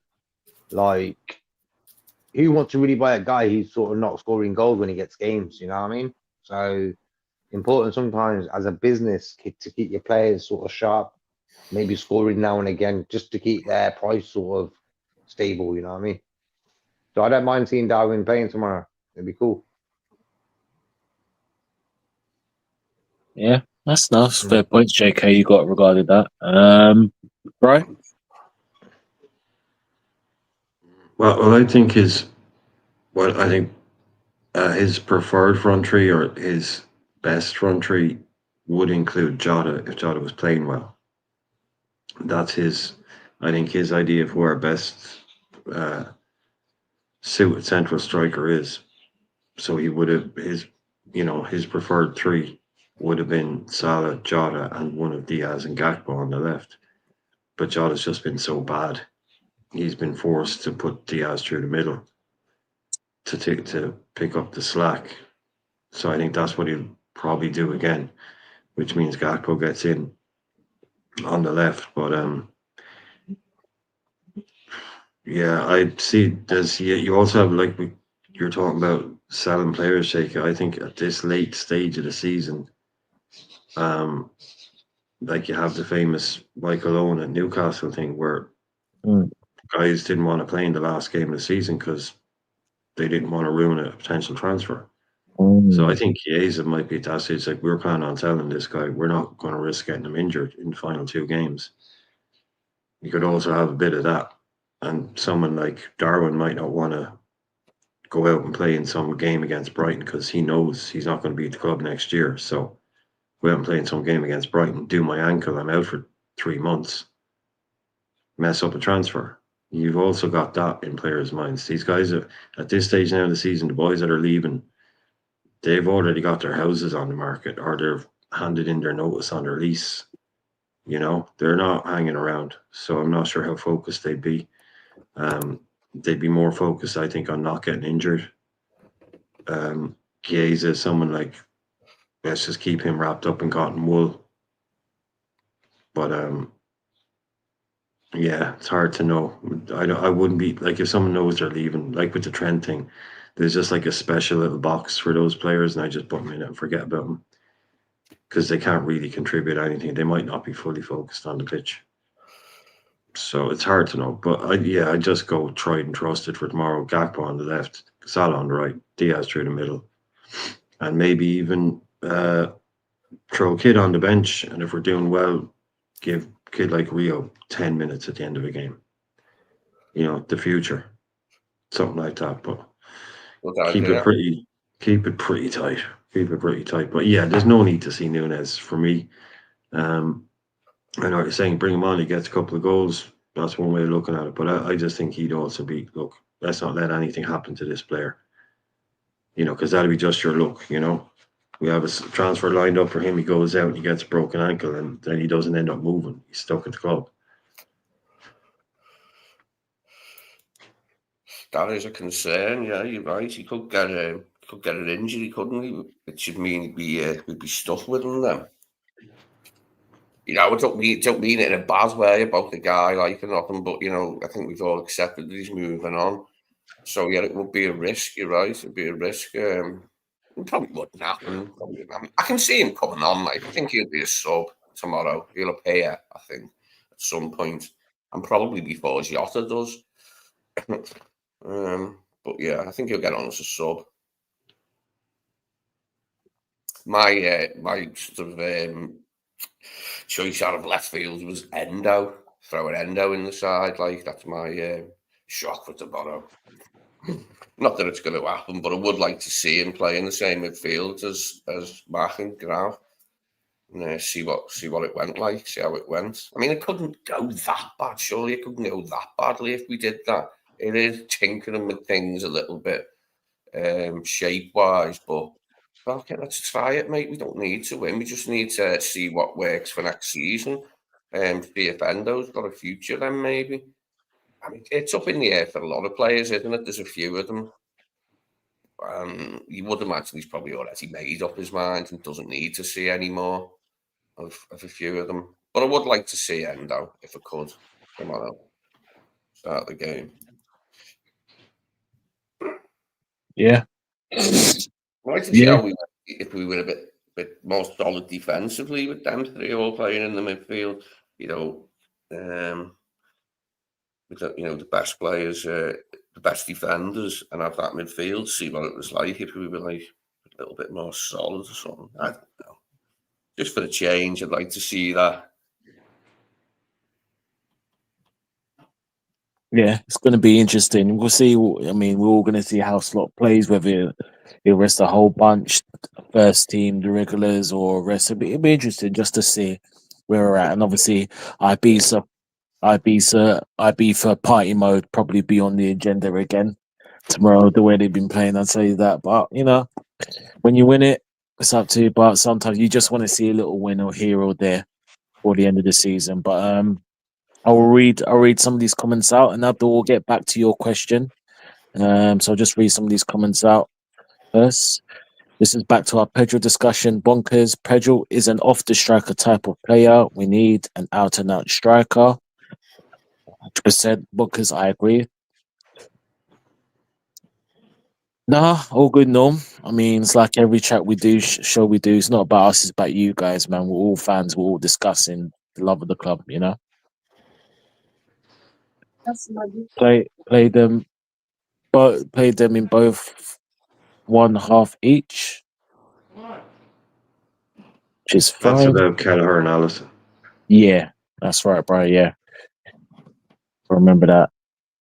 Abdul's lineup will be Kelleher, Simicast, Kanati, Kwanzaa, Bradley, Endo, Morton. Okay, interesting. Gakpo, Elliott, Rio, Chiesa. Okay. Abdul's really just letting the team down. Fair enough.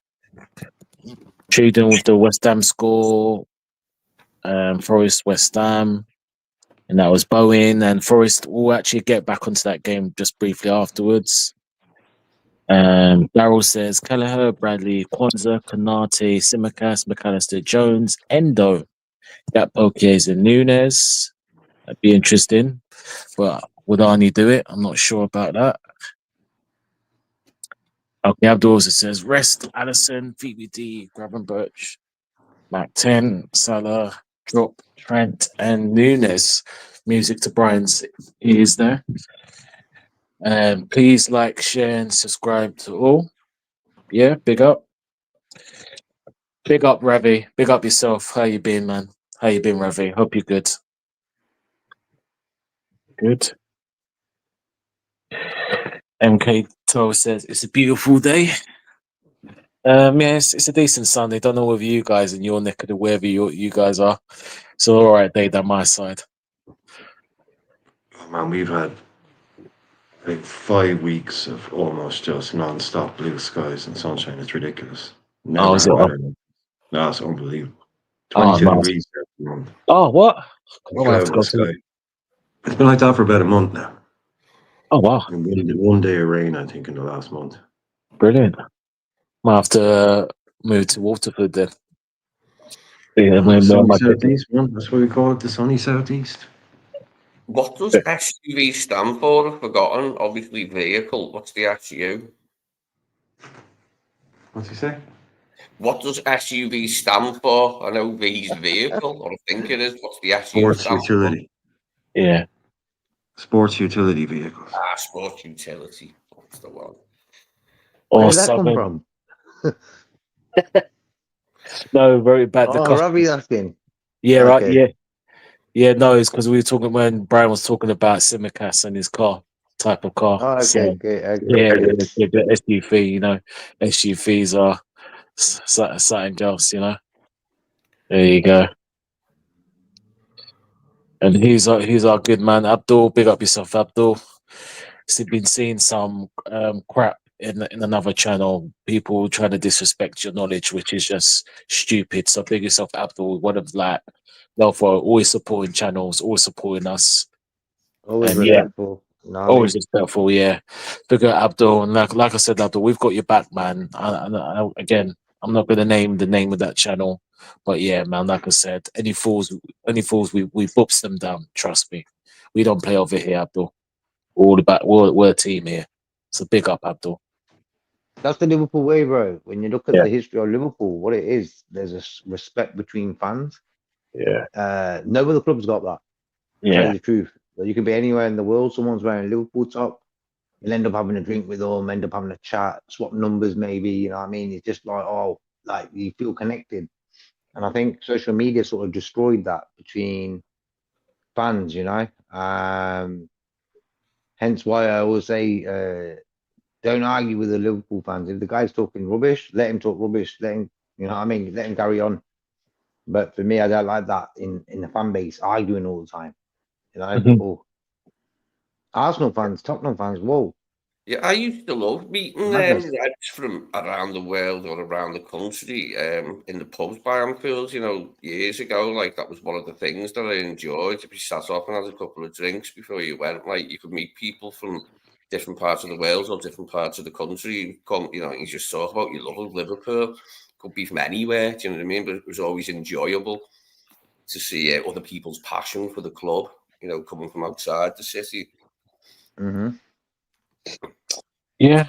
No, I It's agree, true. guys. I've met a lot. Liverpool fans from America, Australia, India, even. They're so happy just to meet you. Oh, where you from? And like, yeah, you support Liverpool, and they'll tell you how they end up supporting Liverpool and that. Yeah, It's it's good, always nice, good to hear respectful. the story, isn't it, of how they ended up supporting Liverpool? Like, they got one. Mm, Everyone's got a reason. I think we live because what it is, being United, it was fashionable. Um, like Beckham and all them type of people, they made Man United really sort of marketable. And like it mm, was fashionable, So they ended up jumping on the bandwagon. They were the most successful team at that time period. A lot of glory fans went there. Same with Chelsea, same with City. Liverpool are the only team really because it weren't like no internet in them days, and football shows maybe match of the day on BBC One and the odd yeah. live game now and again. So we did it the right way. Liverpool fans are real. They're sporting for a good reason. No, 100%. I agree. I agree, JK. I agree. Abdul says discussion was productive and professionally conducted. Formal, no racism comments, demonstrating the exceptional nature of the Liverpool Football Club community. You never walk alone. And Abdul, I mean, the guys can even chime on this bit. Look, Abdul, I think with us, and again, everyone has the freedom to do their Liverpool channel, but however they want it. We can agree to disagree, but for us, and again, I'll speak for myself. Like I said, and again, I'm blunt. I'm blunt. I call out names. Like for instance, like Monts and Don Hassan, and those are two channels for me that are very clickbaity on certain things and certain aspects, and the know it all and it all. And I challenged both of them One of them was once, which on his page, Gary Birchie said at the end of Klopp's last season, he's trash. We should get rid of him. And I said, oh, but and I challenged him, and he said, oh, you're lying to my name, and I just called him out again, and that was it. The same with Don Hassan. When Kelleher, when we drew 3-3 with Newcastle, Kelleher was fantastic, and he made that error. The guy had a meltdown. Oh, blah blah blah. Oh, Allison, get Allison in. You know, he had a complete meltdown, and I said, like, you're clueless. So all of a sudden, you're clickbaiting because he had one game and he wants Allison, and then he said, no, you're the clickbait. I said, how can I be the clickbait when I'm telling you? You know what I mean? And these people, again, it's up to you. But for me, these people are clickbaits. But again, let's get diffused. Now, we're all going to have opinions. We agree to disagree, of course. We're not going to agree with anything. But the number one level for us is respect, and and the respect goes a long way. So, Abdul, big up yourself. And like I said, just ignore all these troublemakers, mate, because none of us we tolerate it. You know what I mean? And I can add 12, and I can add Fuzzy. So yeah.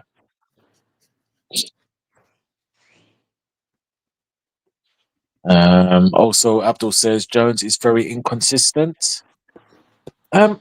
Before I go on, guys, I think we've done Curtis Jones a lot, but I don't know.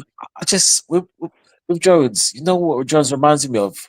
It reminds me of when you go to bed. Sometimes you wake up and the sky is blue and you're in a good feeling, and then the next day you wake up and it's grey and you're not in the best of feelings. Are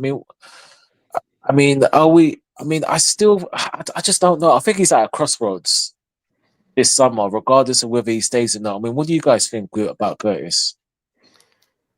He's still got quite a bit of improvement to do. He's, what is he now, 24? Yeah. Mm-hmm. Still got a bit of improvement to do, but I think he's a good player. I still rate him and think he's got a future at Liverpool. But next season is going to be a big season for him. Definitely big season for Curtis next season. Right. But he's got the for me, he's got the talent. Like, he's got enough talent to be able to be in this squad and play a part. Definitely. Yeah, I like Curtis. He's a good player.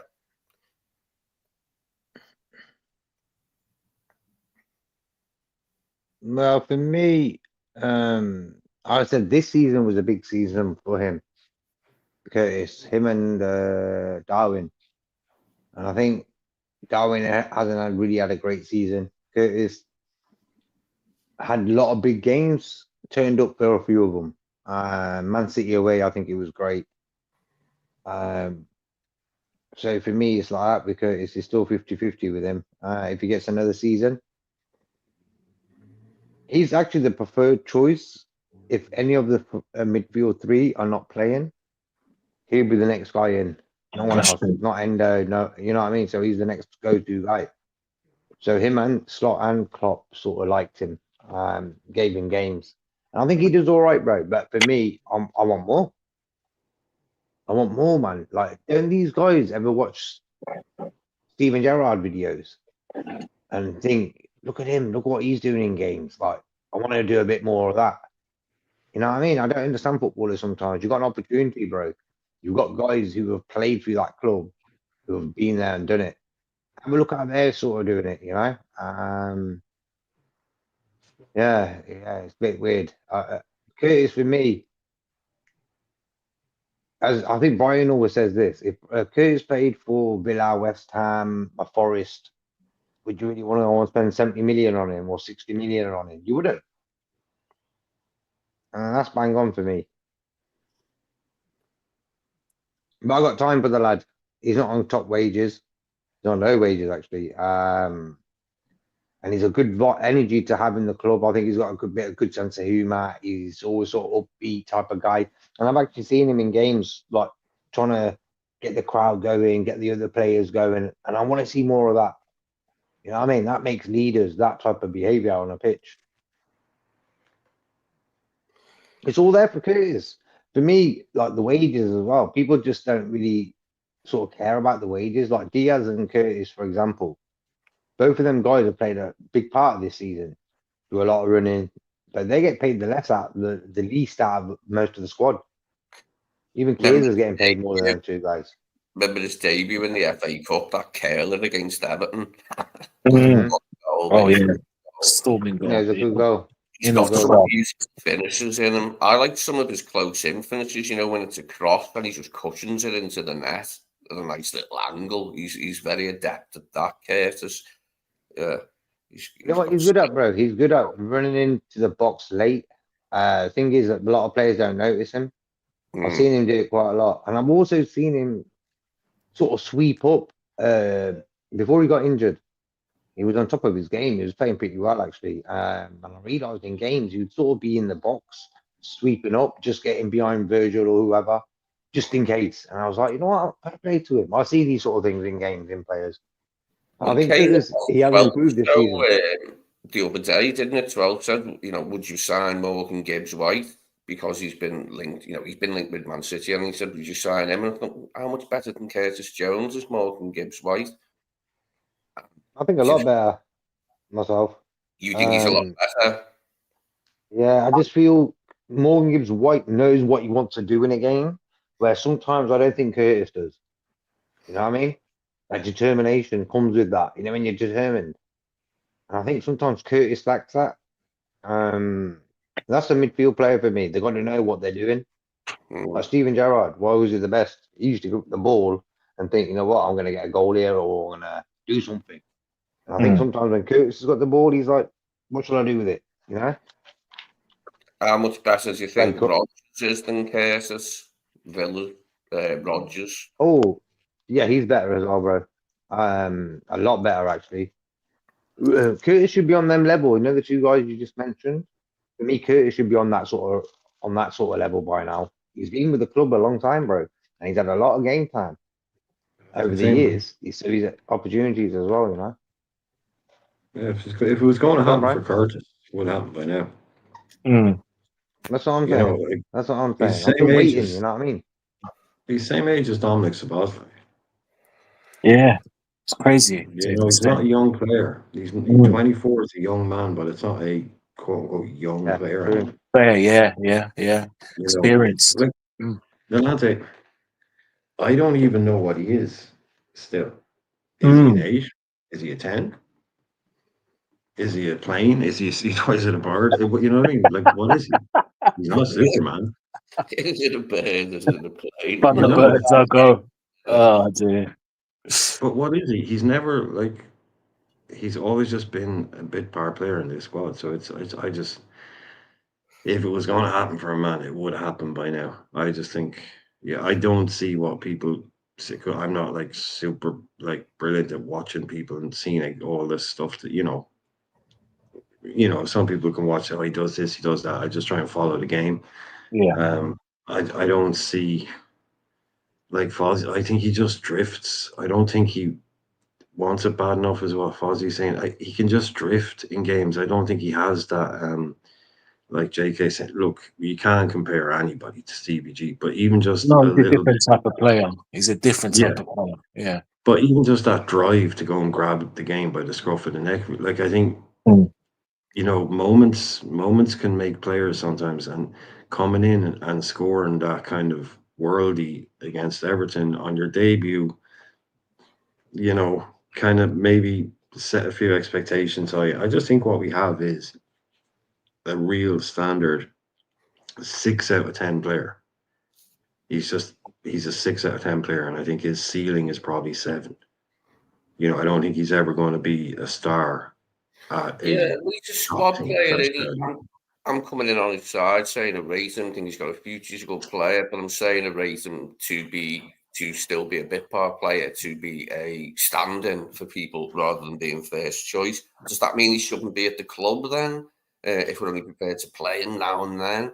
It's the same thing, I suppose, with Endo and Harvey, although he has played more than them. I did enjoy it when we played what we done with him at City. That was good when we went to City and did that on them. I enjoyed his performance that day. And he played good against Chelsea at Anfield when he was deployed to try and help look after Cole Palmer, which he did quite well. So I think Slot rates him in as much as he'll keep him. I don't think he's leaving. But yeah, he has got to get better. For him to threaten to hold down a regular place, he has got to improve still. For me, he's not good enough to play every week. Yeah, he's still got to get better to nudge one of them three out of the team who are there at the moment. Well, Arne Slot said it in one of his interviews. He said, he was actually pretty decent as a player. He had a good career, but he said, look, I wasn't a top player. I said, I was a good player, but I wasn't a top player. The reason I was a good player is because I could be a top player once every 3 or 4 games and then be okay in the other games. The top players have to do it every 3 days. So that's the difference in being a top player and just being an okay, like I was, having a good career, being in squad. Every 3 or 4 games, I could have a top game, great game, but I couldn't do it every 3 or 4 games.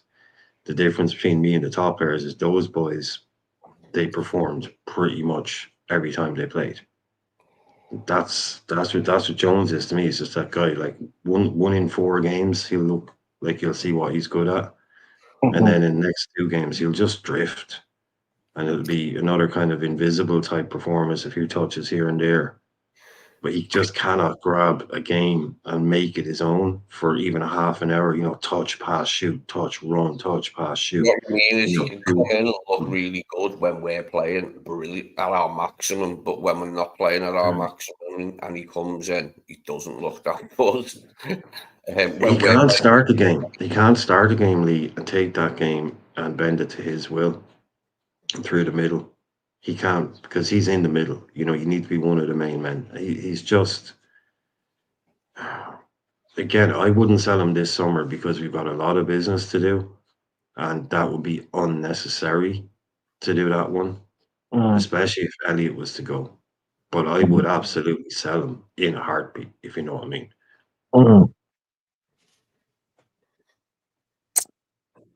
Yeah, I don't know. It's just a tricky one with Curtis because I feel when he has runs of games like 5, 6, he's very good, and then he picks up a little niggle, and then it's in and out. And you see, Curtis, he has more of a continental style. The way he has the ball, lays it off, and and like JK said, he can make those runs. We've seen him make runs in the books and score, but again, on the flip side, you've got to face very hard when you played one game here, 2 games there, and let's say the third one's a bad game and you're out. It doesn't help.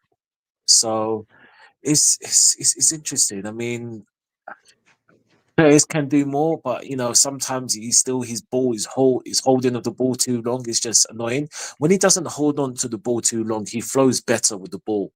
Or we're 1-0 and we're controlling the game. He's good, and he can make, like, the Chelsea game was one of his best games this season. And he would, but that time he's in the 10. And Brian's right. You still don't know what he is, what his place is in this team. It's like he's going to be the utility player kind of thing. And I think he's a good player. But so this summer will be a big season for him. I mean, next season will be a big season for him. How he goes about it and what he'll do, that's another question anyway. So I guess we'll see and find out to happen with old Curtis. Yeah, Arnie seems happy to use him in a few positions. As long as that isn't back next season again, I'm happy. Yeah. He's happy to use him in a few different positions, different midfield positions. Even in as the fourth midfielder that day when we didn't play a 9 at City, and I thought that worked. That was one of the best things about it. It was just the way we went about nullifying them that day. Just went ahead and went, yeah, the results are ours now. Yeah, it was. Victory at City, because we haven't won there in ages, and the way we did it to them was like really nice. It wasn't like this blazing or guns blazing performance. It was just like bang front. Now we stay in front. Yeah, that was probably that and the Chelsea game with the best it got for Curtis this season, and it just demonstrates that Slot does want to use him in different positions, doesn't it? How often he'll start next season, I don't know. It depends if we make any buys. We might not make any buys, mate, in midfield. I mean, we're assuming that we're going to buy a DM, but we might not. So he's going to. I I think solely. I think there's more, like Brian says, more pressing matters, and will stay for one more season, and then after that we'll deal with it. And because of Gravy's performances, you know, I think you could be right on that. But again, we'll see. We will see. I'll just go quickly through these comments again. Abdul says, I like to play Elliot. He'll get bullied and pushed around in the Premier League with Liverpool. Abdul, I disagree with that. I mean, he's been here long enough. He's handled himself well in the Premiership. I don't think he gets bullied. Just sometimes, ball attention and good bigger players. So he can handle himself. Abdul says Jota fall off a cliff with his former performances this season. Oh yeah, we've talked about Jota. It's a lot. It's wow. I mean, how bad he's just gone off. I would like to play academy players against Brighton. Which one was it, you, Brian, or JK? Or which one of you said about maybe getting, or was it Lee? Which one of you guys said about maybe giving a Rio to come on and having 10 minutes? Oh, that was me. Yeah, I was saying like Yeah. rather than playing someone who's not going to be here next season, Mm. and I just gave that as an example. Why not just give a kid 10 minutes at the end, rather than if Gaze isn't going to be here, why give him those 10 junk minutes, as people call them? Yeah, Just give it Rio. Yeah. That's Makes more sense, doesn't it? Makes more sense, like with an eye on the future. That's true. Like if the reports are good, it's all relying on, because they get the reports from the coaches saying such and such, they've been excellent this week. The kids, Rio's been excellent. They get the reports. They know who's been, outstanding that week or who had a poor week. If they said, yeah, Rio was totally off it this week. He looked a bit lazy on Tuesday. He didn't have a great attitude on Wednesday or something like this, whatever. But he's all good now. But it wasn't a great week for him. Okay, maybe, but maybe there's a kid that deserves that a little bit, because we see it all the time. A kid that's done brilliantly, deserves a little reward. Yeah, And I you can just remember even on the bench, maybe. But friends from the youth teams. I haven't got LFC TV anymore, but you can watch the youth teams on that. I remember watching Trent and kids like in the youth teams before they made the grade or they made the step up. I mean, we've got some good youngsters now, haven't we? So it'll be well, he interesting. mentioned somewhere there, someone earlier on there mentioned, sorry, Lee, your man. I think it was in that previous one. Didn't he say Morton? I mean, all the talk now is that he's going to be sold. That's what I'm hearing on him. It looked like he might have had a future last season. He got in a few squads. He got in plenty of squads under Klopp, didn't he? He started the cup final. He was highly rated, but the word on the street now with him is he's going to be sold too. He looked promising. Bajcetic might be the midfield signing if he comes back, and Slot is appreciative of him as an option in league games. He might be our midfield signing, might be Stefan Bajcetic. We might have to make do with him as extra cover for Grav. Yeah, I think 100%. I think we'll see what happens. JK, this one's for you.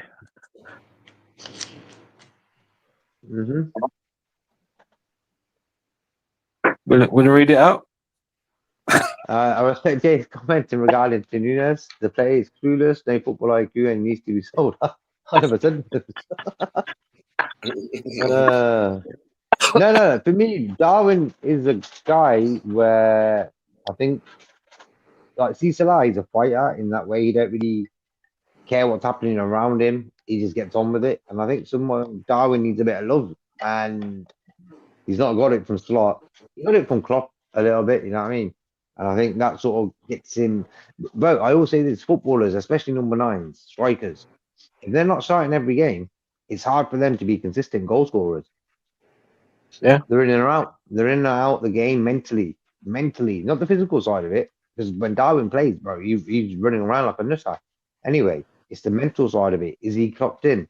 Because you don't know if he's going to get minutes on Saturday against Arsenal or whatever. Same with Chiesa. Same with a lot of fringe players. Hence why I've not really liked the way Slot's handled fringe players this season. I think he could have got more out of them. Hence why we've only won the Premier League this season. You understand my point there? If we win all four, I couldn't say nothing. I wouldn't say nothing. I'd be like, you know what, he's done it the right way. So for me, next season, any players on the fringe, a bit more respect from the manager would be nice. That's all you have to do to gain JKs. You just have to win the quad. Just the quad. That's all it And then it's takes. just coming in. Sky's all the it limit, bro. takes. As Biggie Small Just the said. quad. I'm not looking forward to that part of next season when the quad talk gets. No, I hate it. I hate like, it. we get knocked out or something like if we can Liverpool do the quad in the media and that, like, and some of our fans will be indulging as well. But I did the first time we nearly done it. I was like, yeah, brilliant. And then the next time was like, please shut up about it. No, it's not going to happen. Sky love it. Sky love going on about the quad. The quad is on. Quad is on for everybody when the season starts. Yeah. Exactly, yeah. All 20 teams going to win the quad. Yeah, the quad is on. Exactly. It's going to happen. And then we end up with Silch. Oh, dear. Yeah, Ipswich were on for a league and cup double when the season started, you know. Exactly. Yeah, exactly. Yeah, I Double, wasn't remember. it? Yeah. August the 31st, the double was on. September the 30th, the double was on. Just when you got to November, yeah, December. Mathematically, it was still on, but there you go. Oh, dear. So Abdul says we want the best for our club, which is Liverpool FC, football for everyone, so let's respect each other. Yeah, 100%, Abdul. And like I said, what Brian was saying, the guy that you mentioned, or Red Rebellion, and he is, like Brian said, he is a clown. You're going to get idiots like that, but each to their own. Like I said, people I was mentioning them, I don't watch them. Like I just responded to one thing, and that was it. Was why are you gonna watch something that you don't agree with or don't for whatever reason in it, So, and that's it. Just keep away from these things, innit? Oh, Fuzzy says we need better than Curtis, lads. Maybe so. Depends who you want, Fuzzy. Let us know, Fuzzy. Who would you get in? And okay, so that's Abdul replying to Fuzzy. Good, long time no see. But I know Brian and Kay said about Steven Gerrard. I mean, again, he's a different player. No, I'd say don't compare it to CV. That's the Yeah, thing. yeah. It's not fair to. But Yeah. I just meant in terms of Also, wanting it I think is a bit of an understatement, overstatement to believe. Of course, he wants it. For me, he's a football player. He wants to start. It may be again, it's demeanor what people look at, the way he maybe he plays. should go and play for Everton if he wants to start. Yeah. Oh, come on. That's I could see him playing for Everton. no. He's better than Everton. We're not going to lower Curtis to Everton standards. He's better than that. Signed off with a final win at Goodison today. 2 lovely goals by the man himself and Dye. Yeah, he's had a great season. He's had a great season. For Everton. First one was a lovely one, and the second one was it wasn't as pretty, but it was just as good. They do well to hang on to him. Who did they beat? Everton. Who did he score to against? And die. My mind's gone blank. Who were they playing? I just watched the bloody highlights. Southampton. Yes, Southampton. Okay.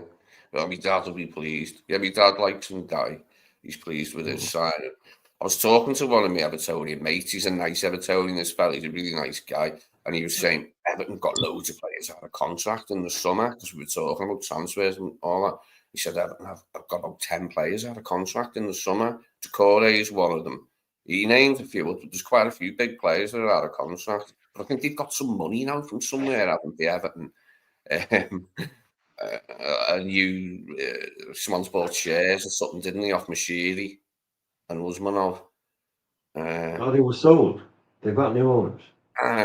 Who is it? That's right, because this is what my Evertonian mate was telling me. He was trying to tell me who they were, and I bloody forgot already. Is it Americans? Is it like it's like the Free King Group, I think they're called.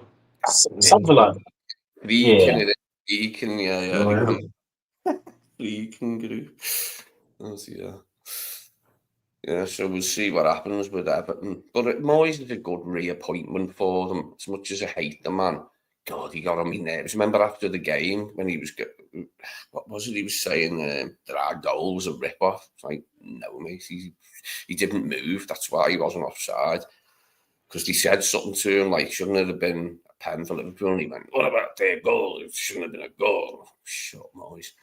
Man really annoys me. But I mean, it's rival manager, there are rivals, so their manager's meant to get on your nerves.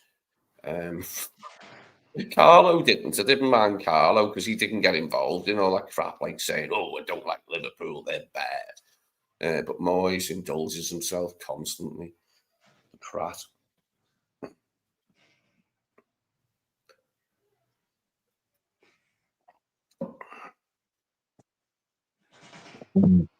Yeah.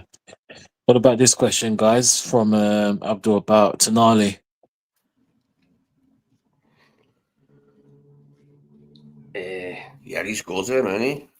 Like watching him this season, when I've seen him and Bruno have been good together, haven't they? They worked well for Newcastle this season.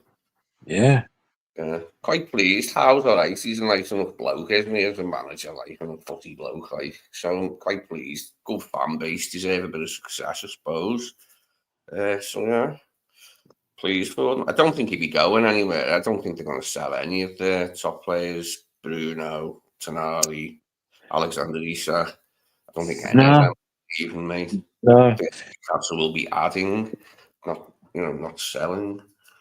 Trying to get their squad into shape, because last time when they got in the Champions League, it was hard for them, to do both things. But if they've got a bit of a squad, they can have a better stab at it this time. I'll never forget that game when Asprilla got the hat-trick against Barcelona. I was in the pub with my friend and their brother. It was just a dead good match. I didn't half enjoy it. So I had nothing against bloody Newcastle, never did, really, you know what I mean?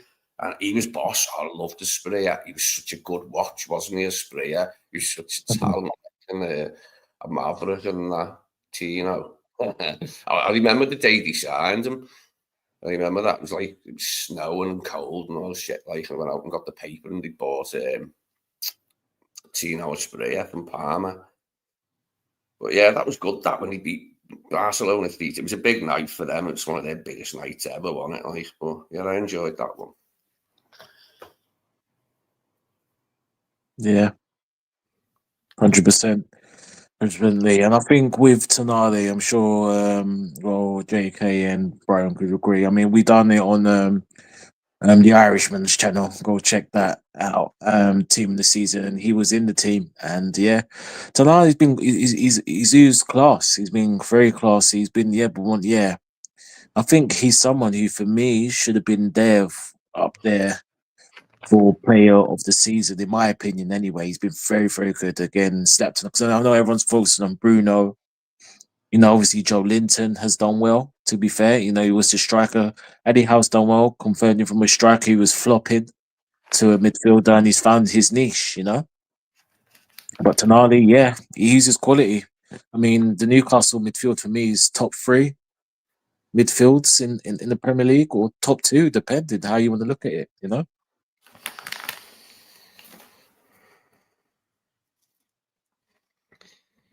Yeah. Fozzie says, you have to be realistic, lads. Jones is not good enough. For 5 years, we've been asking the same questions about him. Yeah, Fozzie don't like old Curtis. Okay, so you Irishmen responding to the Jones thing. Fozzie, step up. Hey, Fozzie says, I judge our transfers how early we start, and I believe this summer will be big. Well, we're all waiting and seeing whether that happens or not. I'm hoping that maybe more involvement with England under Tuchel could do Jones good in terms of getting better as a player. You never know. I mean, I'm hoping. This is what I'm hoping. I'm not saying that's going to happen. But yeah, I mean, he won't be going anywhere, so we might as well get behind him and that. Curtis won't be leaving this summer. quite a few players will, but he won't be one of them. I doubt it very much. Like, you just go by like his use. I mean, yeah, he hasn't played loads, but he has started quite a few games. Yeah. Slots just the more than he does Endo or Elliot, put it that way. Yeah, that's true.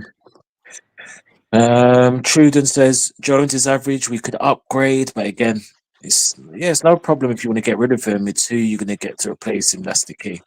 You know, I just want a bit of it because I'm a bit worried about the academy players. I'm not sure. Like I said, I know Rio's got a little bit of time. I think Trey has.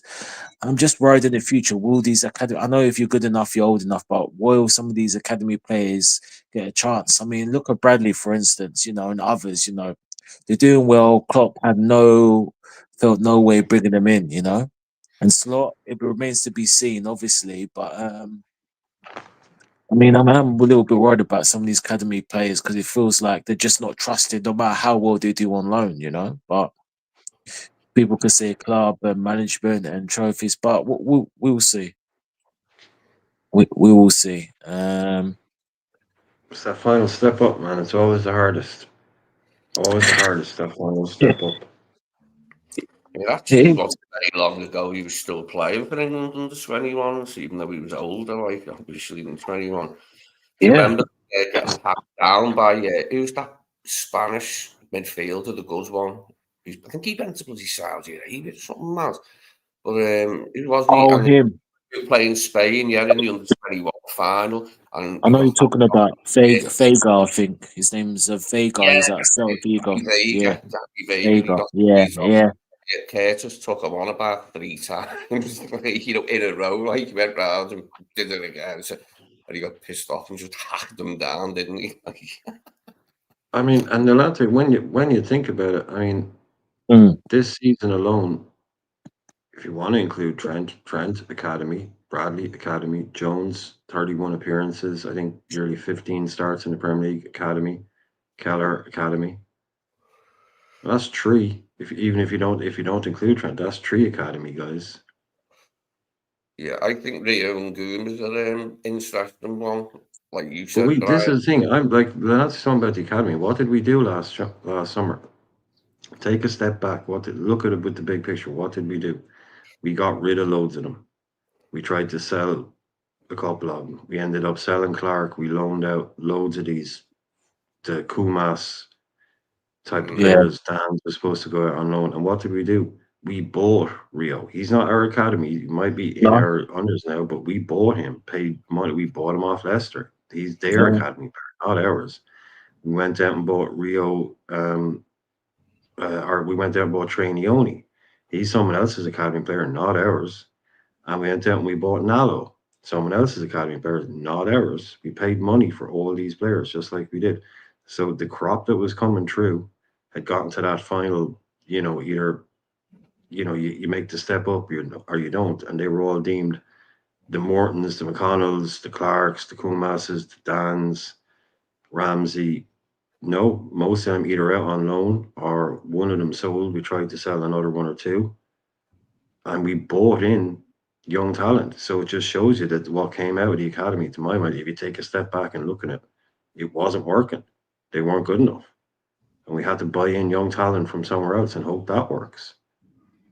So, yeah, I think there was a bit of a drop off at the academy. And I think if you saw what we did there, basically what we did was we got rid of a load of them and we bought in new talent. So that tells me that we didn't have a great crop coming through, other than Connor Bradley. Kwanzaa? Jarrell's been in as well. So we've got those boys that are in it now, but that next group that was to be coming through. It just seemed like most of them weren't going to be, so have to go out and spend money to bring in young kids, do tribunal jobs. McConnell go somewhere on loan, did he, James McConnell? Because he got quite a few opportunities, didn't he? Has he gone somewhere on loan? Has he, McConnell? I think didn't he start left back in the cup final?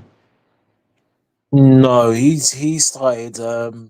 think Plymouth was his last game. Yeah, he was on the Yeah, bench he's for still quite there. a time because of Morton picked up an injury during that time. Morton's fit, but you see, right, the thing is, I don't like. And again, you could say, we haven't got time. They have to make a decision, and I get that. But like for instance, Brad, and again, Bradley. Look, Bradley. He came, played one or two cup games. Young. He went on loan to Bolton, and we know how fantastic he was. He was the player of this season. That says it Yeah, all. ripped it up.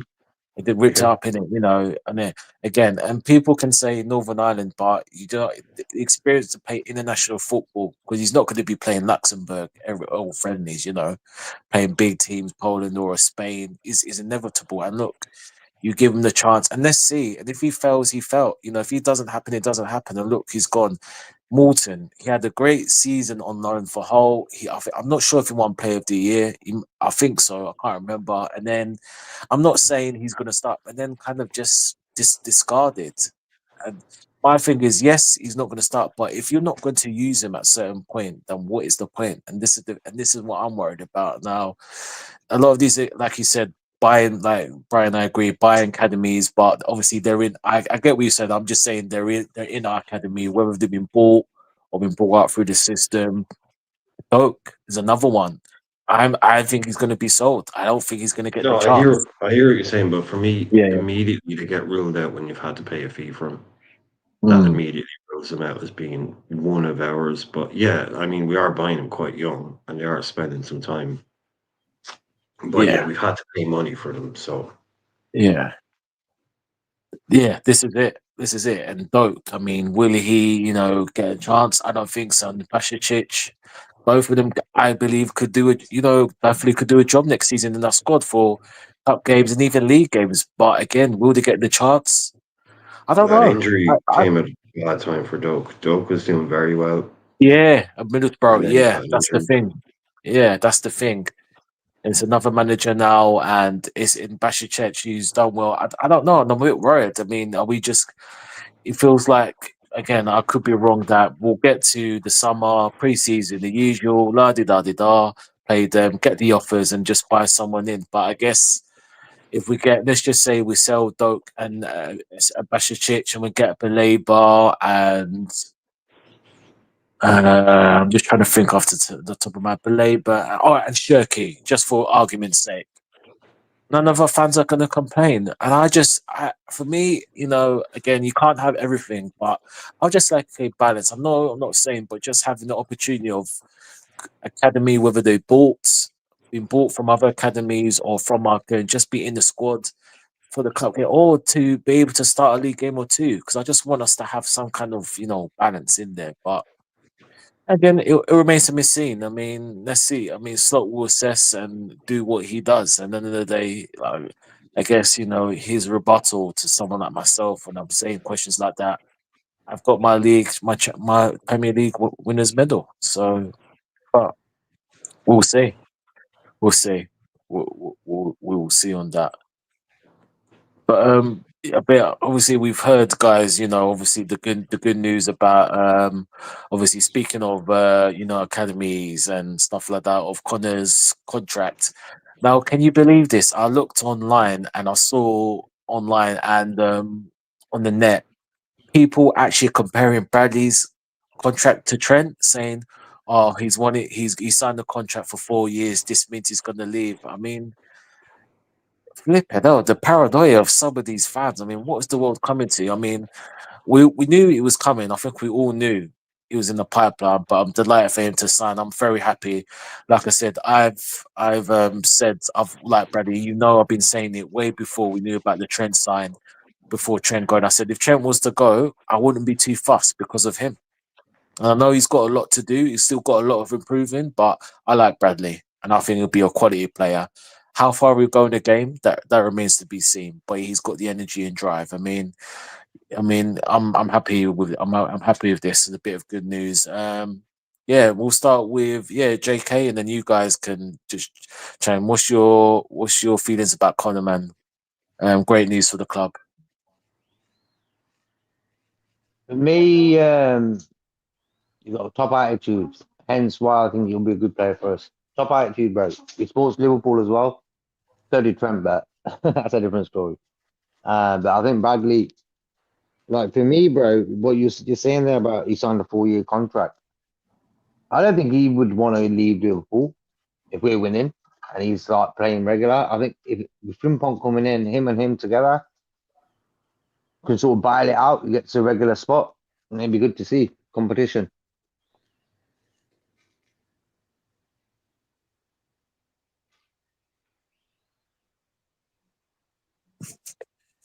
Yeah. Yeah. What about what? Yeah, no, I hear that. What are you two, Bradley, Irishman, new 4-year Northern Irish boy, new 4-year contract. Happy days. Yeah, I just think it was nicely, like I said last night, I thought it was very nicely timed by the club because basically it wasn't an official announcement yesterday, but yesterday you got the whole "here we go" from Romano about Frimpong being signed. So that's the big news story today. For Liverpool on transfers, Liverpool have signed a right back, and he's sitting there going, "Well, I'm a right back," So on the same day that that news comes out, the club also makes a big statement about how much they value him by saying, "Yeah, we might have signed a right back, but we've lost Trent. But this is how much we're backing." Because I think he signed. I think he made. I don't think it was like. I think technically it was like an extension of the 6-year deal that he's already on. Like you were saying about like people saying it's a 4-year deal. I think was technically was he extended his deal on higher wages, obviously. Um, so it's saying to him that yeah, we've gone out and bought in this player, but we need two players in every position, and you're one of them. He isn't just the story. So that was great for him to get that. On the same day as Fabrizio gets his "here we go." So yeah, perfect. Like I said, it was going to be the most interesting scenario of the summer. What kind of profile of player do we pick if we're backing Bradley the club that is backing Bradley to be our right back? What kind of player do we bring in to replace Trent? How do we get that matchup right? Someone who can play with Bradley, play on the same side, doesn't expect to take all his minutes. How do you get that one spot on? And they He's a brought in cop. Frimpong now, and I think it's good. Like JK said, it's just real strong competition.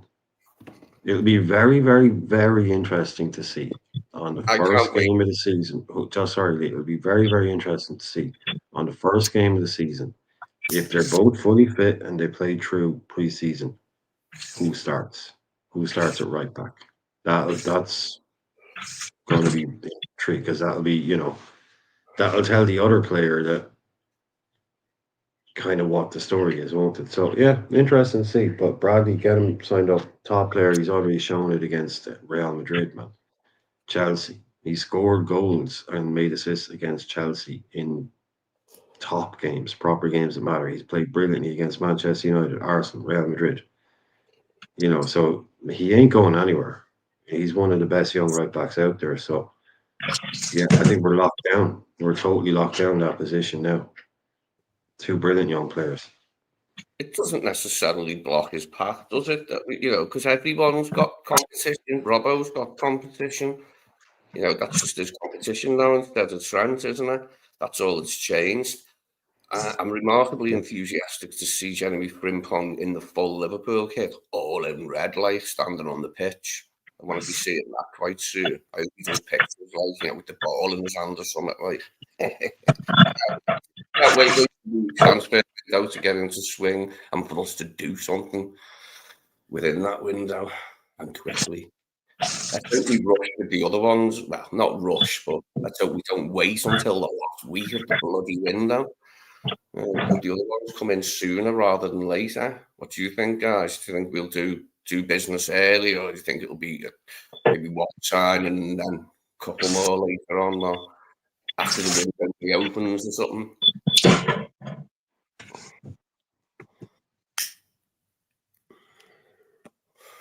Maybe, and then starting in January. Who knows, anyway. But yeah, I'll be pleased to see Frimpong be decked resplendent in red There's a full red kit on the pitch. That'll look very nice, very nice. Well, I think you might see a few early deals with this early window, hopefully. But we're going away to Japan and all that. So before that, it's always good to get them done before the tour like that. So hopefully, yeah. Because I thought up until this happened for a long time, I didn't know I wasn't saying it'd be Carcass, but I was kind of convinced that we would have one of these this early, like the way like Madrid have already bought and then now Tyson, that kind of early. But I was sure it was going to be the left back. So I'd assume, so I kind of still assuming that that's going to happen next, and that might happen pretty soon. But I think everything other than that, even though we won't be keeping 3 left backs, we will be selling one of them. I don't think we have to sell one first. Whereas after that, I think we might be waiting on. It might take a little bit longer, yeah, or maybe even waiting on someone to leave.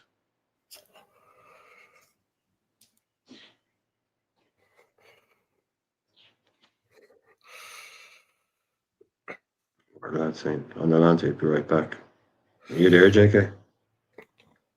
Well, Simicast has been linked with Leeds, hasn't he, Brian? Simicast has had a link to Leeds that they might want him. Do you think he'd go there? Do you think he'd play for Leeds? If he thought he was going to, be in the team every week? Well, it wouldn't take him long to get there in his work, man. Not that much. No, I'm just saying, JK, Nantes had to go for a second if you were there, if you want to take over your show.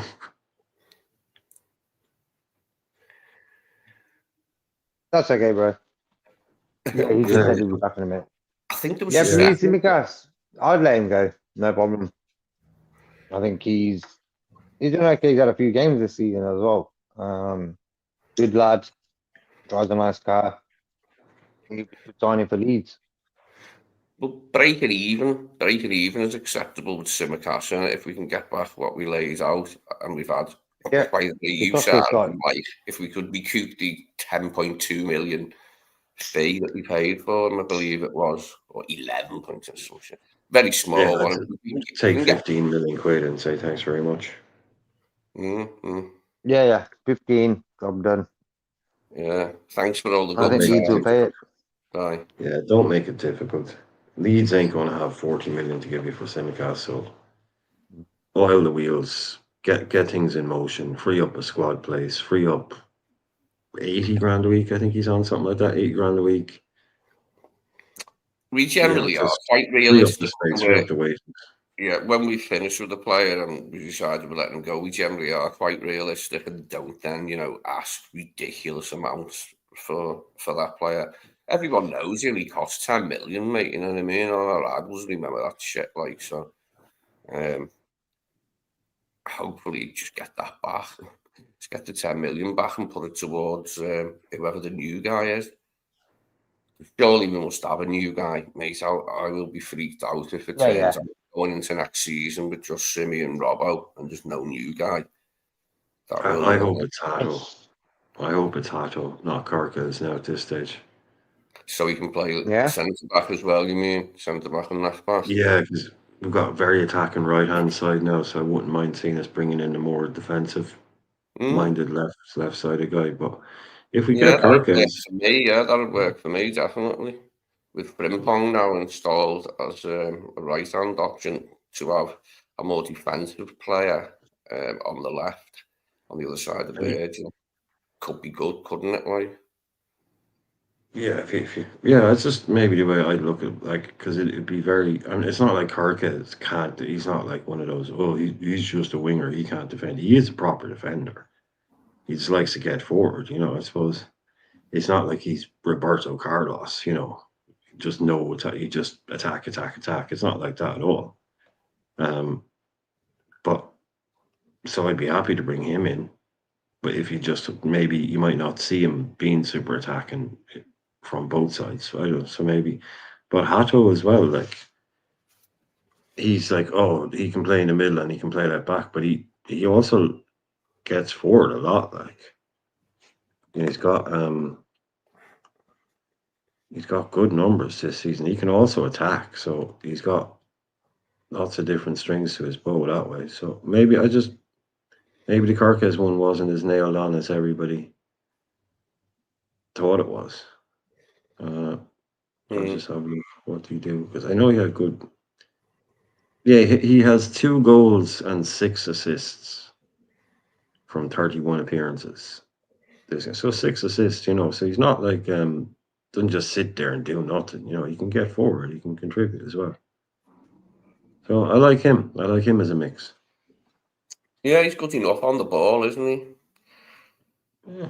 Young player, Ajax, Dutch again. He'd have Cody in front of him, or Diaz, like, wouldn't he, on the left? Yeah, he could be a good pairing with Cody. Dutch FC. Yeah, Is he 19? He's still young. He's only 19, so he's still a young, very young player now. Yeah, but I know if you get Hasso and Frimpong, yeah, that's 5 now. Being overwhelmed with Dutchmen, aren't we? And Arnie too and his team past the Dutchie on the left-hand side. Mad one. Who's Pass the Dutchie on the left-hand side, isn't it? Yeah. What's it? Musical huge. The Dutchie on the left hand side. Skipper. Oh, wicked. Good. That classic, man. Classic, bro. Oh, come. But what's Arnie's number 2 fella called? Not there's Heisinger. What's the other fella called? I don't know. Pep Rikers. They're hard to say, aren't they? Some of those names. Yeah, every day. Yeah, it's something along those lines. But let me just ask you this, guys, because like, I want all of you to answer, and I'll just, my feelings about Frimpong. I'm not really feeling him. Pause. I mean, in terms of coming to the club, but now obviously he's got the medical. Convince me why he's a good addition to the club, because for me, and again, you might all disagree with me. I would have rather just got Carl Walker Peters. Solid enough, free transfer to do the defensive job better than Frimpong, and it's decent going forward. Free transfer, English player, decent for our squad for rotation, back up for Connor. So why you guys? For me, why should I be happy with Frimpong signing?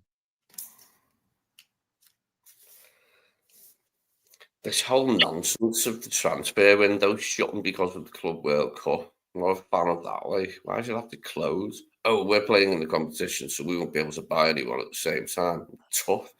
You decided to take part in it. Surely you could do 2 things at once. Leave some guys at home to do transfers. Don't give us that jazz. Don't like it. They're just going to shut and then open again. Stupid. Get another stupid new thing, like having the cup final before the end of the season and having the Europa League final as well before the end of the season. Could you imagine 2001 if we'd have done it like differently? Like if the UEFA Cup final wasn't the last game, it would have been quite different, wouldn't it? Would have still been good, but not the same. Do you know what I mean? Oh, there you go. This is modern football and it's changing all the time. To the women fancy of madmen.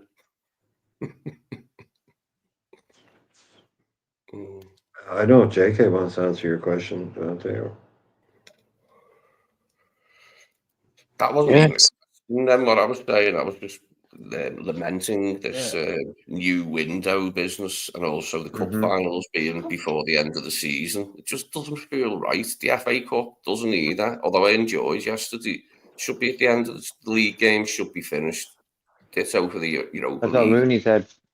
Yeah. Rooney's been eating so much of the pies. Yeah, Rooney, man. Oh yeah, he was around one yesterday. Rooney. Yeah, but for me, FA Cup end of the season. Yeah, It should be the 100%. final game of the domestic season. Yeah. Agreed, Yeah, bro. perfect. Like it Round it was. off. Yeah. Yeah. Yeah, We're having playing the Crystal Palace in Euro- the. having the Europa League final and then coming home and completing your league season. What's that about? Would they get Weird, that? yeah. At least they haven't. They wouldn't dare do it with the Champions League, would they? They wouldn't do that shit with the Champions League. But they sure have with the Yeah, Europa League. yeah. I would make like a week sort of break for the teams to recuperate, get their heads together, and make the final the best they can. You know what I mean? Have like a week and a half break, and then have it on a Wednesday.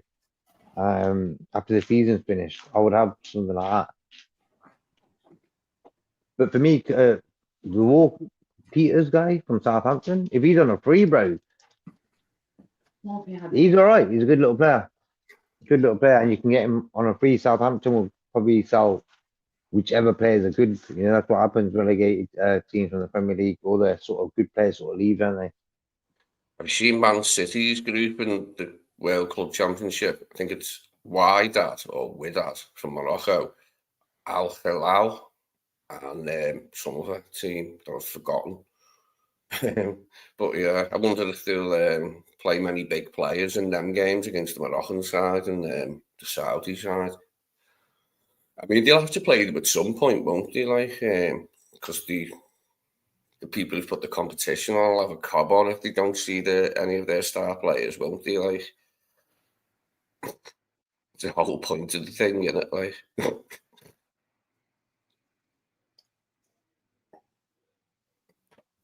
Well, yeah, that will be a bit of a thing. Sure, they're even talk like, oh, which club can certain players join for a month just to play in Be it and stuff, convinced. you know. Uh, but yeah, no, I'll answer. I think I'm not saying the guy's going to be all and end all. I just think one thing we'll see from is a different way of attacking, a new way of like from that against like when not all those teams that just sit there and don't want to play. I think one thing we might see from him that I think I'm looking forward to seeing anyway is uh, not that Bradley doesn't do it, but he's extremely quick. He's extremely direct. He's great on the ball. He can cross. He can shoot. He can create goals. I think it just gives us something we don't. Not that just something we don't have at the moment, but in a different way of doing it. Not better or worse than the other things that we had before, but just real raw energy. Pace, but also real ability on the ball, running at people from deep, taking people on, kind of really disrupting a game. People are going to hate coming up against and playing against them. Mhm. So that's what I'd be looking forward to seeing from him anyway. Arsenal winning apparently for Sudan. Yeah, they're playing Newcastle. Mm. Yeah, That's yeah. a good game for Newcastle, like, innit? It's been a Come good back. game. Yeah, it's a very good I game. wonder why Isaac's not playing. Mm. Who knows? Could be cooking up a storm. Could be saying, you know what? I appreciate you. I love you guys, but I want to get to the next level. Take me to Isn't it? Anfield. I wish. Or maybe he's gonna play for Arsenal, bro. He's They're in gonna he's sign in you. I don't want to Blackpool, play against them. JK. Isaac's in Blackpool Okay. on the I Big in Dipper. Blackpool. That's what. Yeah, With the that's where he worms, is. yeah. I'm the Big Yeah, the Dipper. weather's this nice, man. He's going to be over in Blackpool. He said, "I don't need that Arsenal stuff." Oh, But my bum been darn is hot over there on the Big Dipper. don't you guys think though that I think any football business concerning managers, players should not be discussed until the season is over. I think it's a bit disrespectful for certain teams. Like the way Arnie Slot came in, we knew he was still manager at Feyenoord, and when he was coming in, and Klopp was still here, and like players as well, leaving, they didn't know where they're going to go next season, and this, that, and the other. That sort of nonsense should just stop and should be happening at the end of the season. It always went on, though, man. It always went on. Players meeting clubs, sure, before there was even windows. Like, yeah, I mean, you don't like to see it out in public. More Yeah. if that. Just keep your, don't air it in public. We all know what goes on behind the scenes. Agents are always talking to different people, but Like, yeah, yeah, you don't need it to be public until, like I publicized. always said, like, Yeah. if unless you know that somebody you don't want having the story is going to put it out ahead of you, then you get ahead of the train. But other than that, yeah, you just try and keep it. But like that's why, like, do you remember tapping up used to be a thing? Like that used to be a crime in football, tapping up. And then a couple of clubs got done for it, and they're all looking at, they're all in court basically. And the other clubs that are there kind of complaining about, they're looking at them going, the cheeky ye guys. Like we all know that we're all doing this. Like they were all tapping players up. So very quickly, tapping up just stopped being a story. They even stopped using it as, oh, he was tapped up. They stopped saying that now because basically all the clubs agreed that they were all doing it anyway. So they should probably stop trying to hang each other out to dry for it because they'll just go, you tapped up my player 2 years ago, and we know you met me in a hotel. And now you want to bring us to court because we tapped up your player. No. So that thing just all of a sudden was like, yeah, let's just forget the tapping up is supposed to be a crime because we're all bloody doing it. Well, I'm assuming Alexander Isak's got an injury because this is an important game still for Newcastle. Oh yeah, he'd be playing if this. Yeah, he must be injured. Mm. Big game for him. Well, it's a bit more of a task without him, isn't it? Than not, I wouldn't say they're half the side without him, but they are significantly less as a proposition without him in their ranks. Yeah, I assume they got Wilson up front, do they? Hmm. Probably. Yeah. Oh, there you go. Yeah.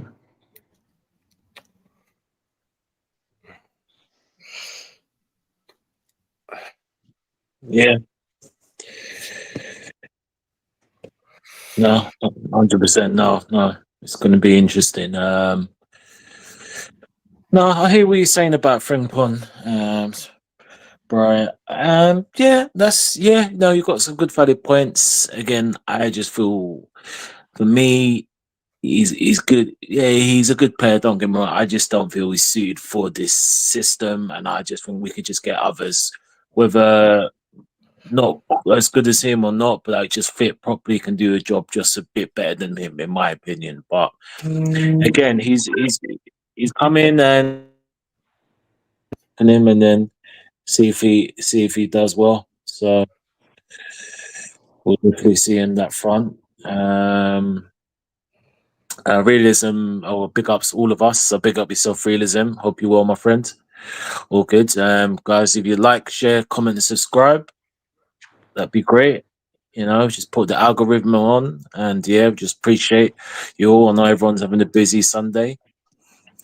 Realism says, are Barcelona willing to pay 80 million for Diaz? Do they have the money? No chance. Exactly. Doug, and I think they've gone off him. And look, Lucio has said he wants to stay at Liverpool. Near enough.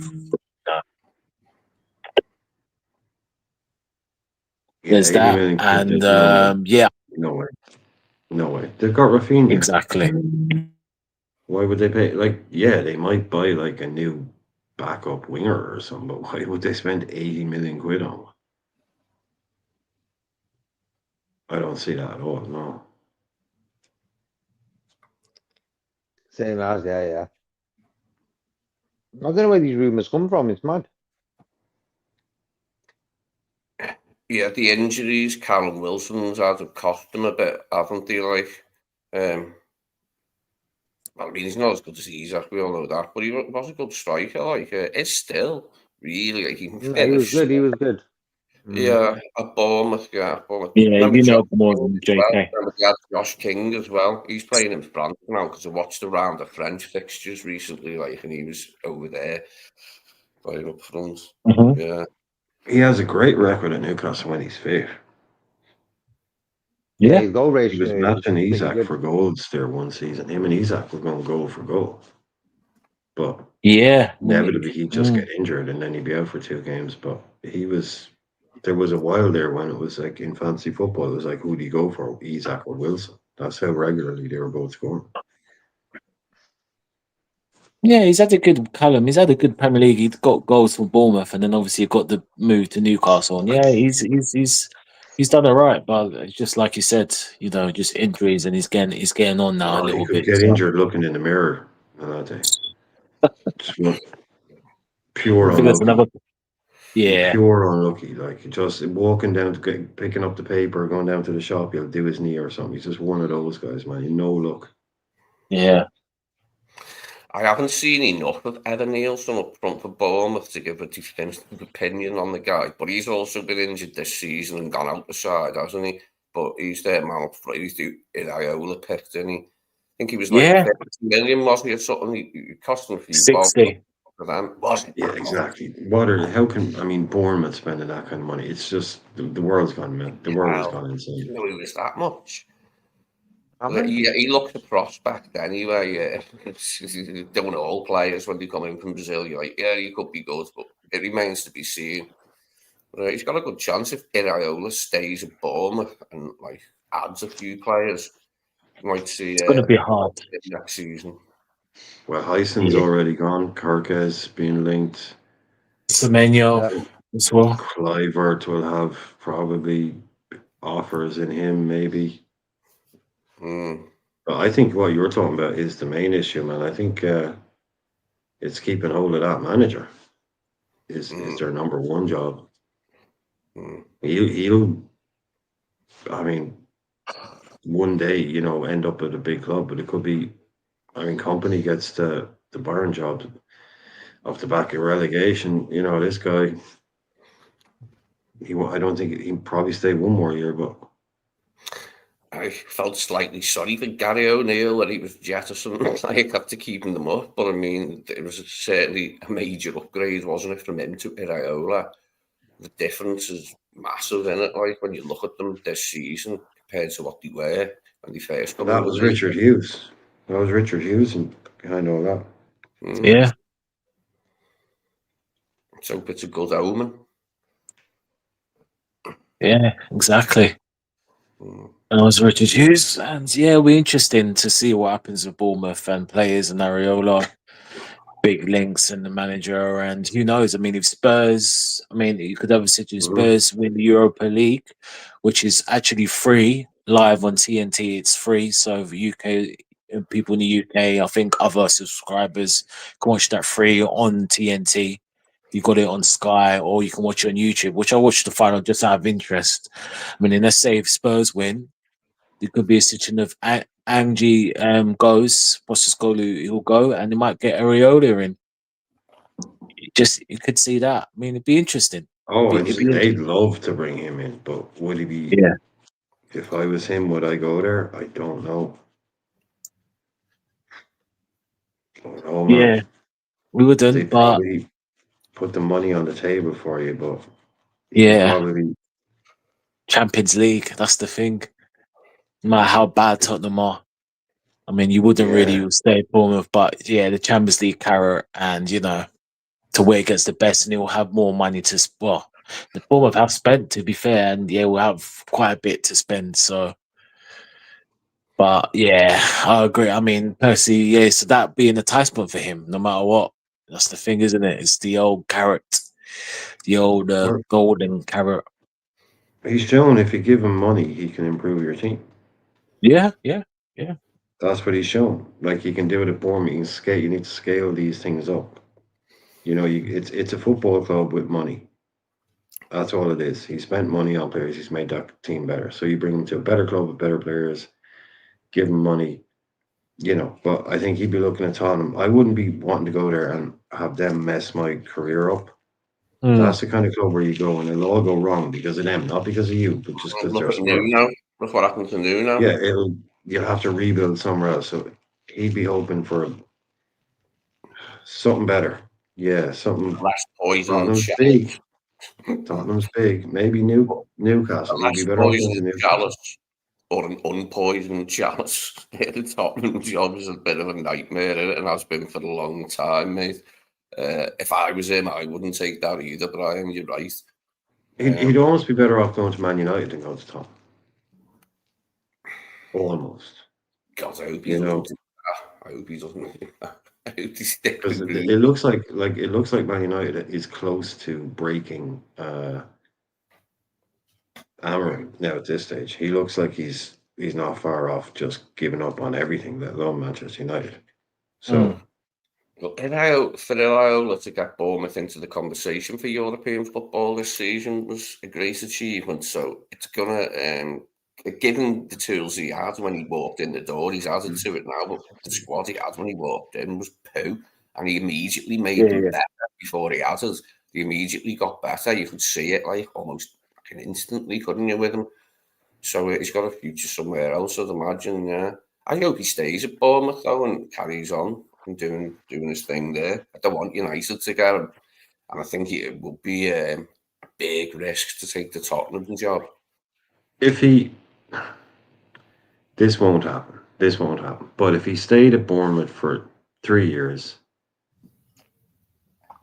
did a top job for the next 3 years, would you take him as a replacement for Slot if Slot only does 4 years at Liverpool? If the trajectory of Bournemouth continues going upwards and doesn't just like flatline, then yeah. If he continues improving them and they're once again around the top 8 next season, yeah, I'd be looking at him maybe as a replacement. I'll make it a bit more. I'll make it a bit more realistic. Say he does 1 more year at Bournemouth, they finish 8th. Then he does 2 years at Aston Villa, finishes 4th and 5th, wins a cup. Gets him into the Champions League, gets him back in there. Then has like 1 season where like they're top side, but they finish 5th because there's loads of good teams. But he wins a cup and he does really well at Villa. And Harney has 3 more years left. That's the kind of manager I'd be looking at. I have an eye on him, definitely. I'll be keeping an eye on how he gets on because I think he's a top young manager. So yeah, I like the moments he come in. Like, I'm not saying like what he said or not just being his team, what he did to Bournemouth quickly. I liked him immediately. But yeah, this is a good manager. This. And yet they are a very small club. You were talking about Palace being a not so small club because Palace have got a big. Yeah, they're a big small club. Yeah, if you like I say, in comparison to 78 or 80 what is there, 92 in the league? So in comparison to like 70 other clubs, they're a big team. The Scunthorpes and the Rochdales of this world, Palace are a huge team. But in the Premier League, they're still a small team. Yeah. What's the whole their stadium? Is it 10? Is it their capacity 10,000? No, that's Bournemouth. The Vitality is the smallest, I think, at 11,000. Selhurst Park. No, that's who I was saying. Bournemouth. I was saying it's Bournemouth, the smallest at 10. Yeah, that's the smallest. Vitality is only like 11,500, and that's been it is smallest ground. It's tiny. I don't like the name. It sounds like a margarine or something. The Vital. Yeah, it's one of those healthy pills or something. Sounds like a low-fat like margarine or something. Pretty much what it is. Yeah, it's one of those kind of health food type things. What Brentford one makes me laugh as well, isn't that one? The community stadium or something. GTEC community stadium. Sounds like they got a citizens' advice booth there. Well, yeah, they've got a drama club on Wednesday nights. Yeah, Amdram. Got Amdram. AA meetings on Mondays, 9 to 6.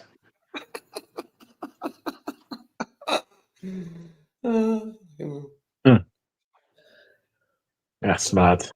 It's actually crazy. Everton, their new name. No, made me laugh with that comment. He said Ben Hill and David Dickinson in Everton shirts on the pitch at the Hill Dickinson Stadium.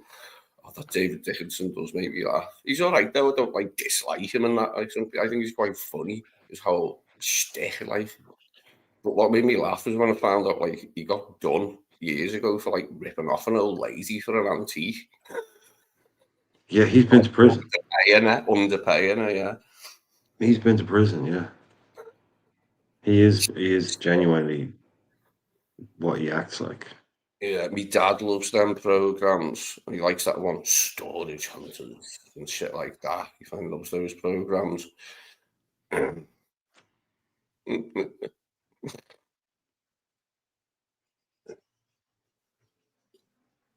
So Yeah. it'll be 4-0 at the Dickinson Hill, right?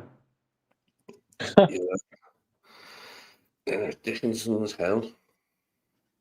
That, I've always laughed at the emblem, nil status, Nisi Optum, nil trophies, nil hope, it should say on it.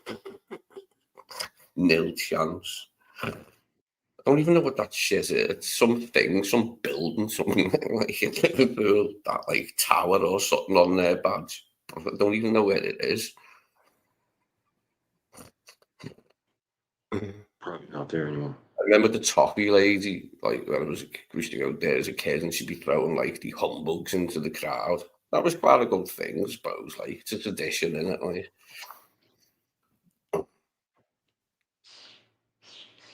Yeah, the lads must be watching the game or something. They seem to have abandoned this. I watched some Nah, footage. No, all here. I watched some Oh, footage yeah. yesterday. We're gonna And, wrap the show up soon anyway now.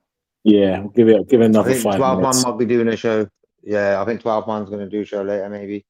He'll So do it in the evening. Yeah, He's oh, doing one at 8:30, yeah. yeah. yeah. So cool. Everyone on the chat, rest up. Season's nearly finished.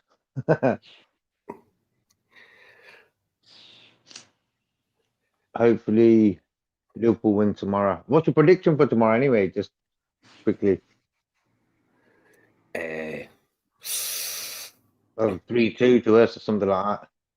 yeah, that sounds.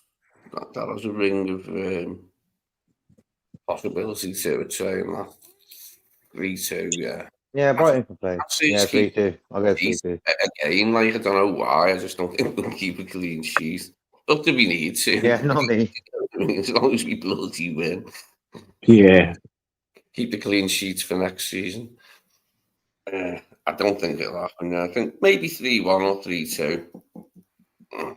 Possibly even a Desmond or a 3-3 because we can have some Oh, scoring ones, haven't we? just give me a gravy goal and a Joe appearance, and I'm good. Yeah, it'd be nice to get a goal from Grau. Yeah, he deserves one. Yeah, I've noticed. Yeah, he deserves, and I've noticed he sort of. Did you put him in your When he team? came back from Holland. Did you put him in your starting 11? I don't think you did you? No, I didn't. No, he'll be on the No. bench. No. Yeah, well, you can't score on the bench, can you? Come on, give the bloke a chance at least. Oh, come on, Brad. Don't you worry. He won't be sitting on the bench blowing hot air like Chiesa. Okay. Poor old Chiesa. What has he done wrong? I'll tell you. That's one guy I felt sorry for, man. I'm telling you. The wrong sauce on the pasta. Man. That's all it was, man. The wrong sauce on the pasta. First impressions are, you He's a get bad one. man, isn't he? Bad man, isn't he? He just goes for it, mate. You know what I mean? He just He Yeah. doesn't like pesto. Do not give that man pesto. Arnie's looks like the guy character from the PS. Remember the game, The Hitman? Yeah. Yeah, well, that's Arnie, mate. Target on location. You're Put a a right pair of them striker. shades on and a tux. There you Hey, go. mate. He's been doing some hitting the squad and who he likes or doesn't, but I'm like, yeah, I tell you, target location, Visual Turning Chiesa. driveway. Exactly. Location unknown. Designated driver. Designated driver, John Heitinger. Oh, man. Honestly, it's. Have you worn tuxedo yourself? I've not, like, never had the need, but probably mainly for tuxes. It's like, bloody, I don't know, what is it for? Yeah. The Black casino, tie is it? eventually. Is Black it tie like to go event. to the casino? No, if Go it's to a black tie, casinos. yeah. Yeah. Galas and things like that. Black tie Yeah. events, award ceremonies, Yeah. things like that. In America, they wear them for different things. They wear them a lot of weddings. So we don't wear tuxes at weddings here. A lot of Okay. wedding in America. A lot of people wear tuxes. We don't wear Mm, tuxes for weddings. No, mm. there's not a lot of it actually goes on. Only at like gala events, that kind of stuff, awards kind of stuff here maybe. I remember I got this suit jacket for my uncle's wedding when I was 16, but in the late 80s, they had like padded shoulders, mate, and I looked stupid because I'm thin. It just looked, I wore it like, for my uncle's wedding, and I'd give it away. Yeah, suits still have padded shoulders, man. Still do, yeah. Yeah. 2025, yeah. Still come from all suits still come with padded shoulders unless you get it basically made for yourself. You're not getting one with no padded shoulders in it. No, but Exactly. these were No the tough chance, unit, mate. No chance. even for these were just too much. I was super thin, like, and it was a nice, like I picked a nice one, I think, like nice pattern, and it looked good and shit, like, but it was just too big in the shoulders for me. This thing. No, I've got one now. I've got a suit now that isn't big in the shoulders, like, for if there's a funeral. Like. Yeah. Just take it in at the back, man. You get someone who can do it. Yeah. There must be loads of old women around you. Just gotta take that in for you. I'm gonna take an inch No. of that for you. Hey. You know. Right, you're forgetting that Lee's already got Tracy to sort that out the frames. He doesn't need any other women trying to distract him. Tracy was a fan of the shoulder pads. He said they look good. Behind the seamstress on the Morrissey side. She likes the broad shoulders, doesn't she, Lee? Yeah. Watch out, makers of pads. It's Lee-S. Carlson and shoulder pads. Yeah, well, you better let Norm and Bernie hear about this because they're snooping. They're snooping with you too. All right, let me just read these last comments and then I'll just ask something quickly just before we wrap up anyway. Just want to ask you guys something quickly before we wrap up anyway. And JK's ready to wrap up. So Readers MJ says, if we get our deals done early, it will show me the club have been working on these deals all season, and that gives me hope they are building properly. I'm not just let's get this guys because he's here. Fair enough. Yeah, we've heard about that, and that's still the score at the moment. And this is to the Frimpong situation. For me, Wolsey Peters is nowhere near the caliber of Frimpong, and if we want both the PLL and UCL and all the other trophies, we need Frimpong quality. Yeah, but not necessarily. I mean, we've had players in the past that have come from Championship or lower, and they've been quality for us, so not necessarily realism. But I hear that. There is no reason for Trent to make his announcement prior to the end of the season. Yeah, covered that. I'm sorry, I don't believe what players say. They are politicians, to be honest. Like politicians, okay. Yeah, that's true. I mean, look, every player, whatever they say, and even managers, you take majority of them with a pinch of salt because they're playing the game and certain things they're not going to reveal. So it is what it is. But just quickly, just before we wrap up, what's your guys' take on the Premier League race for Champions League, just out of curiosity? Because if Arsenal win, then from Newcastle down to Forest, it's all 1 point, depending on what City do, of course, in the game in hand. So it's going to be interesting, isn't it? It's going to be a very interesting last day of the season. I mean, it's exciting that this part of the league has gone to the last day, like, because we won the title a ridiculously long time ago. I don't just mean when we won it and grabbed the bastard thing, like against. No, we haven't got it. When we won it against Tottenham, I mean, it was done and dusted a long time ago, wasn't it? The league. I think we all felt that, didn't we? And I didn't want to come across as overconfident, saying, "Yeah, this is done," but I just felt it from Christmas New Year onwards. I thought, "Yeah, this is ours this year." And it was. But yeah, we've got but for me, for the champions. If we didn't step up, we'd be joined in that mess behind us with Arsenal and Newcastle. It's really tight down there, bro. So for me, one team had to step up, and it was us boys. So job done.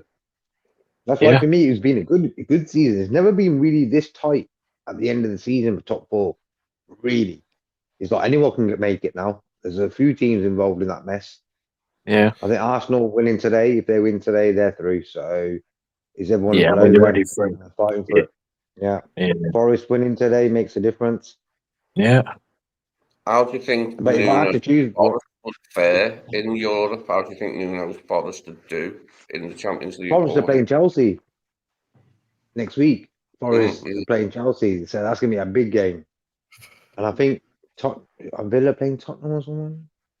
But I know Chelsea Forest, so whoever wins that might go through Champions League. So it's a big game. That I'm not sure if fancy Forest chances of doing much in the Champions League, but if they went into the Europa League, they could win that. Given United, if United side and the Spurs side are in the final against each other this season, it's going to be the same next season, isn't it? Like the Europa League, they've done away with Champions League teams, but dropping through, and that's weakened it, like, hasn't it? Quite, obviously, quite glaringly, it's weakened the bloody thing, hasn't it? I didn't know that I was the fact that the final was yeah, in but it Bilbao gives. when United played Bilbao. I only found out after that they would have been at home, like if they'd have won. You know what Yeah, it is? It gives smaller clubs like United and Tottenham a chance to play Champions League football the season after, isn't it? Really, that's all it is. Really, then the Champions League teams not going down. I think it's pretty good, in my opinion. In that way, if you're a Europa League team, you don't really want to see I don't know, Barcelona, that type of team coming down into the Europa League. You know what I mean? Yeah, it gives more chance. Otherwise, let's be honest, Spurs or United wouldn't have got to the final. Am I right in thinking, remembering that when Amarin first come in January, he said there's the worst United side, like basically, that's the worst United side in a very long time. I think he meant ever. I'm sure he said that, Ruben Amarin, when he came in. But yeah, for them to be in the Europa League final, mad, isn't it? Stoke Spurs can thwart them. Don't want them winning it, like, wouldn't sit easy with them. Yeah, it's just the quarterfinal games that's been a change for Spurs and United. Obviously, Leon come back.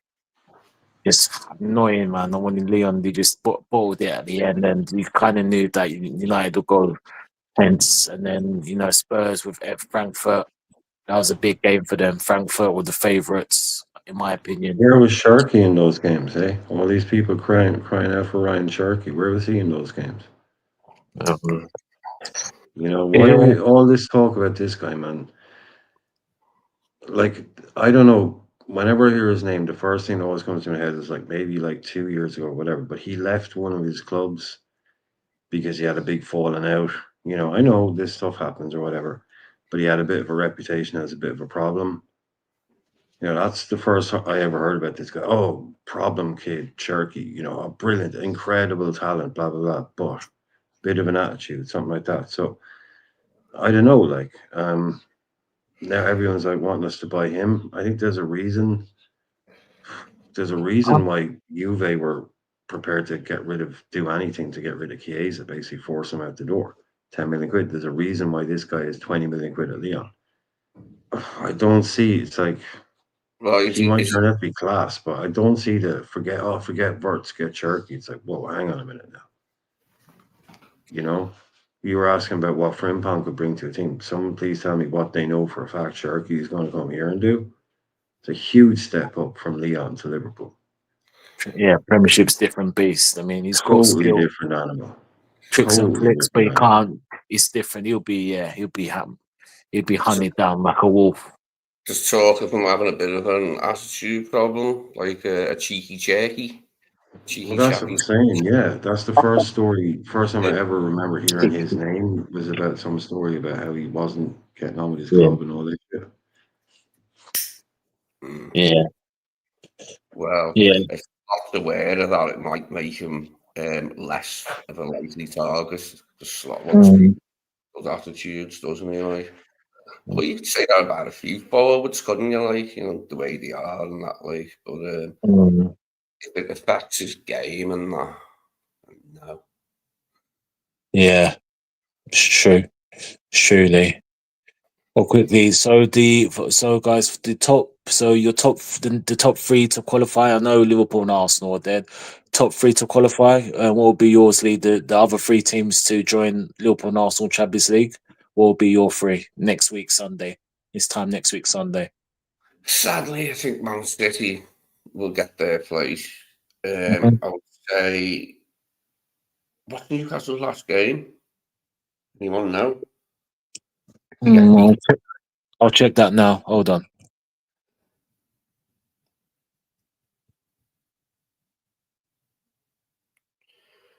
I'd definitely say Man City, sadly. And I hope I'm wrong, like I was about them yesterday. Yeah, that's important. Like whoever Newcastle is Everton, playing yeah. Newcastle. Newcastle home, at yeah. home. Everton at I home, would is it? Yeah, say yeah. City, Villa, Newcastle. Villa, yeah. Okay. I've had Yeah, them I with think my Villa. my ones. Villa, yeah. Who's Yeah, Chelsea's last City, game? Villa. No Chelsea play on the final. Yeah, Forest. Forest, that's the big one. That might be a Chelsea draw. versus That might be a Forest. draw. Winner Mm. takes all.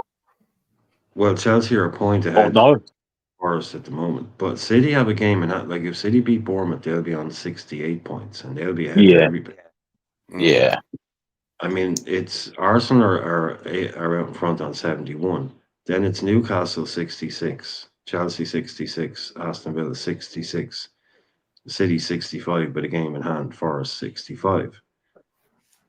But if City win that game, they'll go up above everyone by 2 points. So that'll push Villa out as it stands, Yeah. and push Newcastle down to fourth, Chelsea down to fifth. You know, Mm-hmm. and you've got to expect City to beat Bournemouth. Yeah, but You kind of have to if expect Bournemouth that. win that, that'd be a real Oh, nice, spicy little last game of the season that'd sort of blow day, it man. wide open then. Yeah, that Yeah, blows it that'd be wide great. open then. Yeah, yeah. I wouldn't mind seeing that then. Yeah. But you're still So talking about a battle for two places. I think because you got the 5 spots now. So if they were to take that, Newcastle down, Chelsea would be in. So you'd be talking about Chelsea in fifth, Villa in sixth, and Forest in seventh. That'd be, yeah. So then that Forest versus Chelsea game would literally be a game.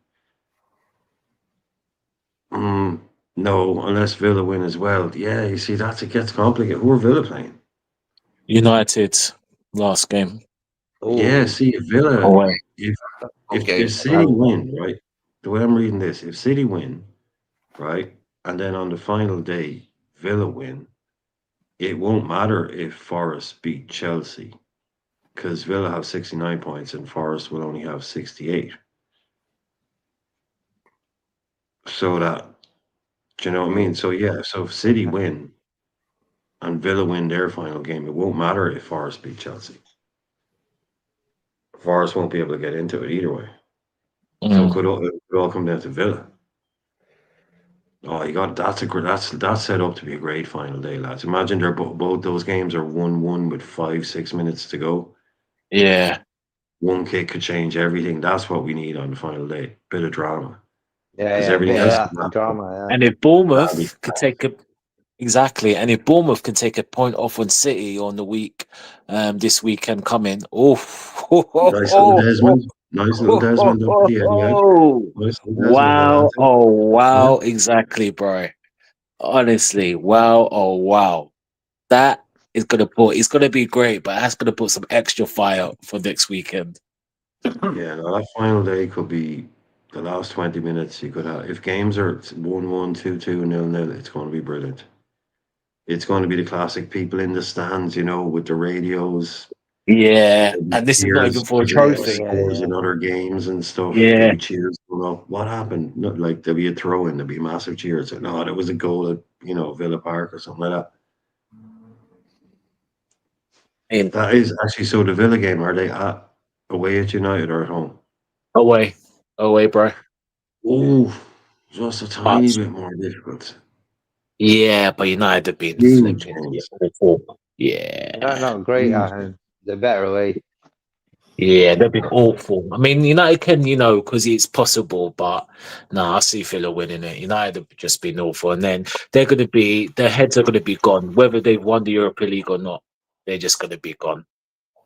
They're not gonna be with it. I mean, they've really checked out, halfway checked out.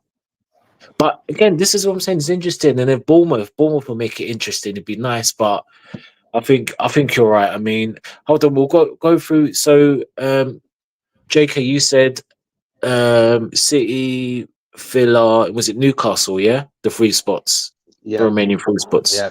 Lee, what did you say? But don't I forget there's don't, five. Don't forget five getting into the Champions League. No, yeah, bro, I'm not talking about that because after Liverpool are us, Five, they're three, through who the gets after us, five. remaining three, the after us, remaining three spots. That's what I'm Oh, on about. sorry, you mean out of the Yeah, five, the four after? yeah, Oh, exactly. sorry. Yeah, Yeah. yeah, Okay. yeah, yeah. spots 3, 4, and 5. I see going to City, Villa, and Villa. Newcastle. Okay, City for same as JK. Okay, Brian, what do you think? Right, it'll be Arsenal, City, Newcastle, Yeah.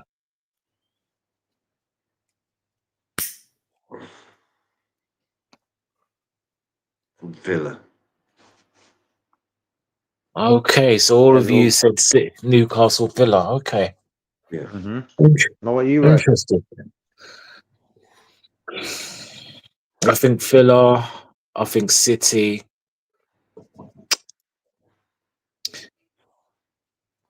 Sorry, Nilante, what's City's final game of the season, actually?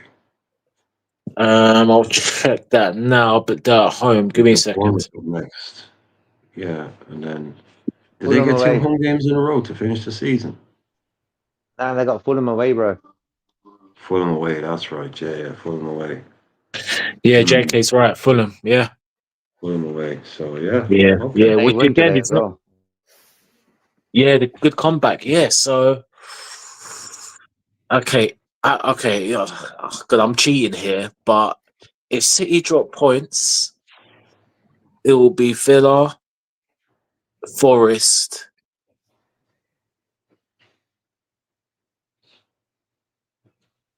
Villa, Forest, and Newcastle.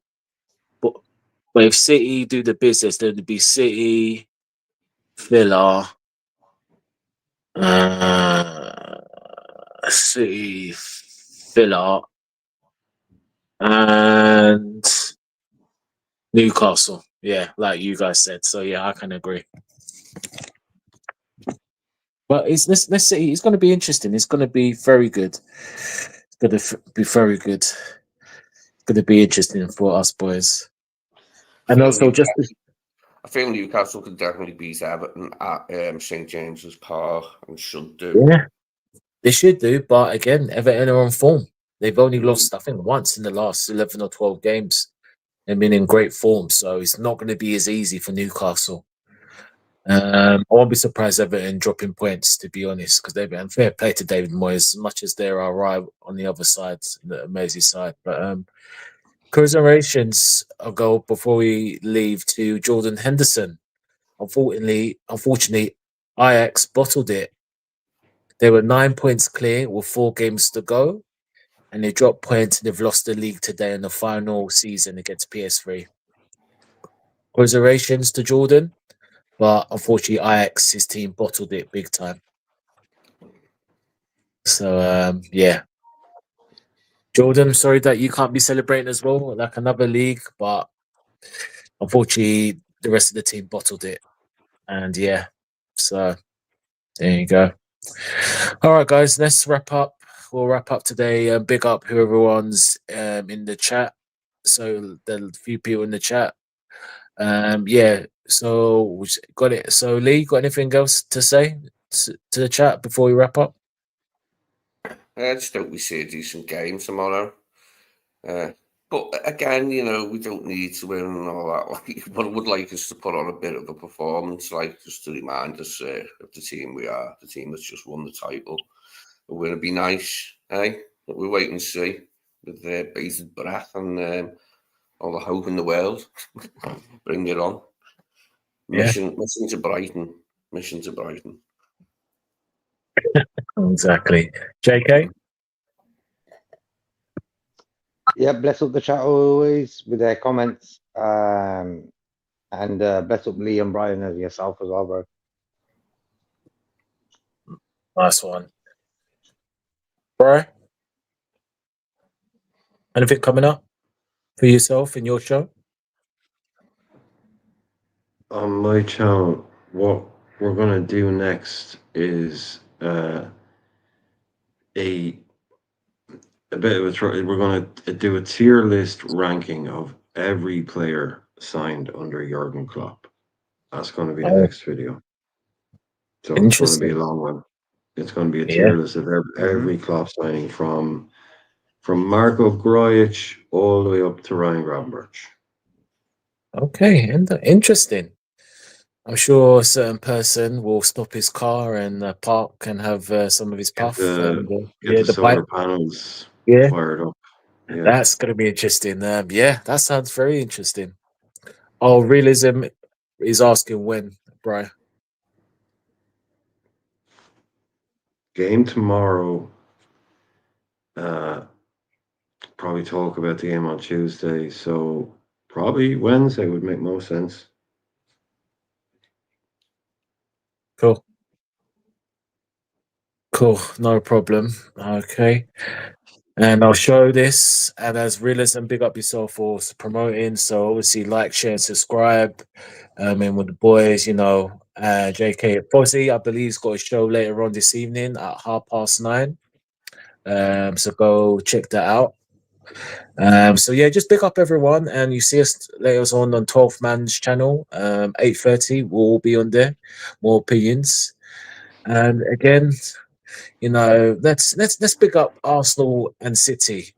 Great footballing teams in the only way how best by this.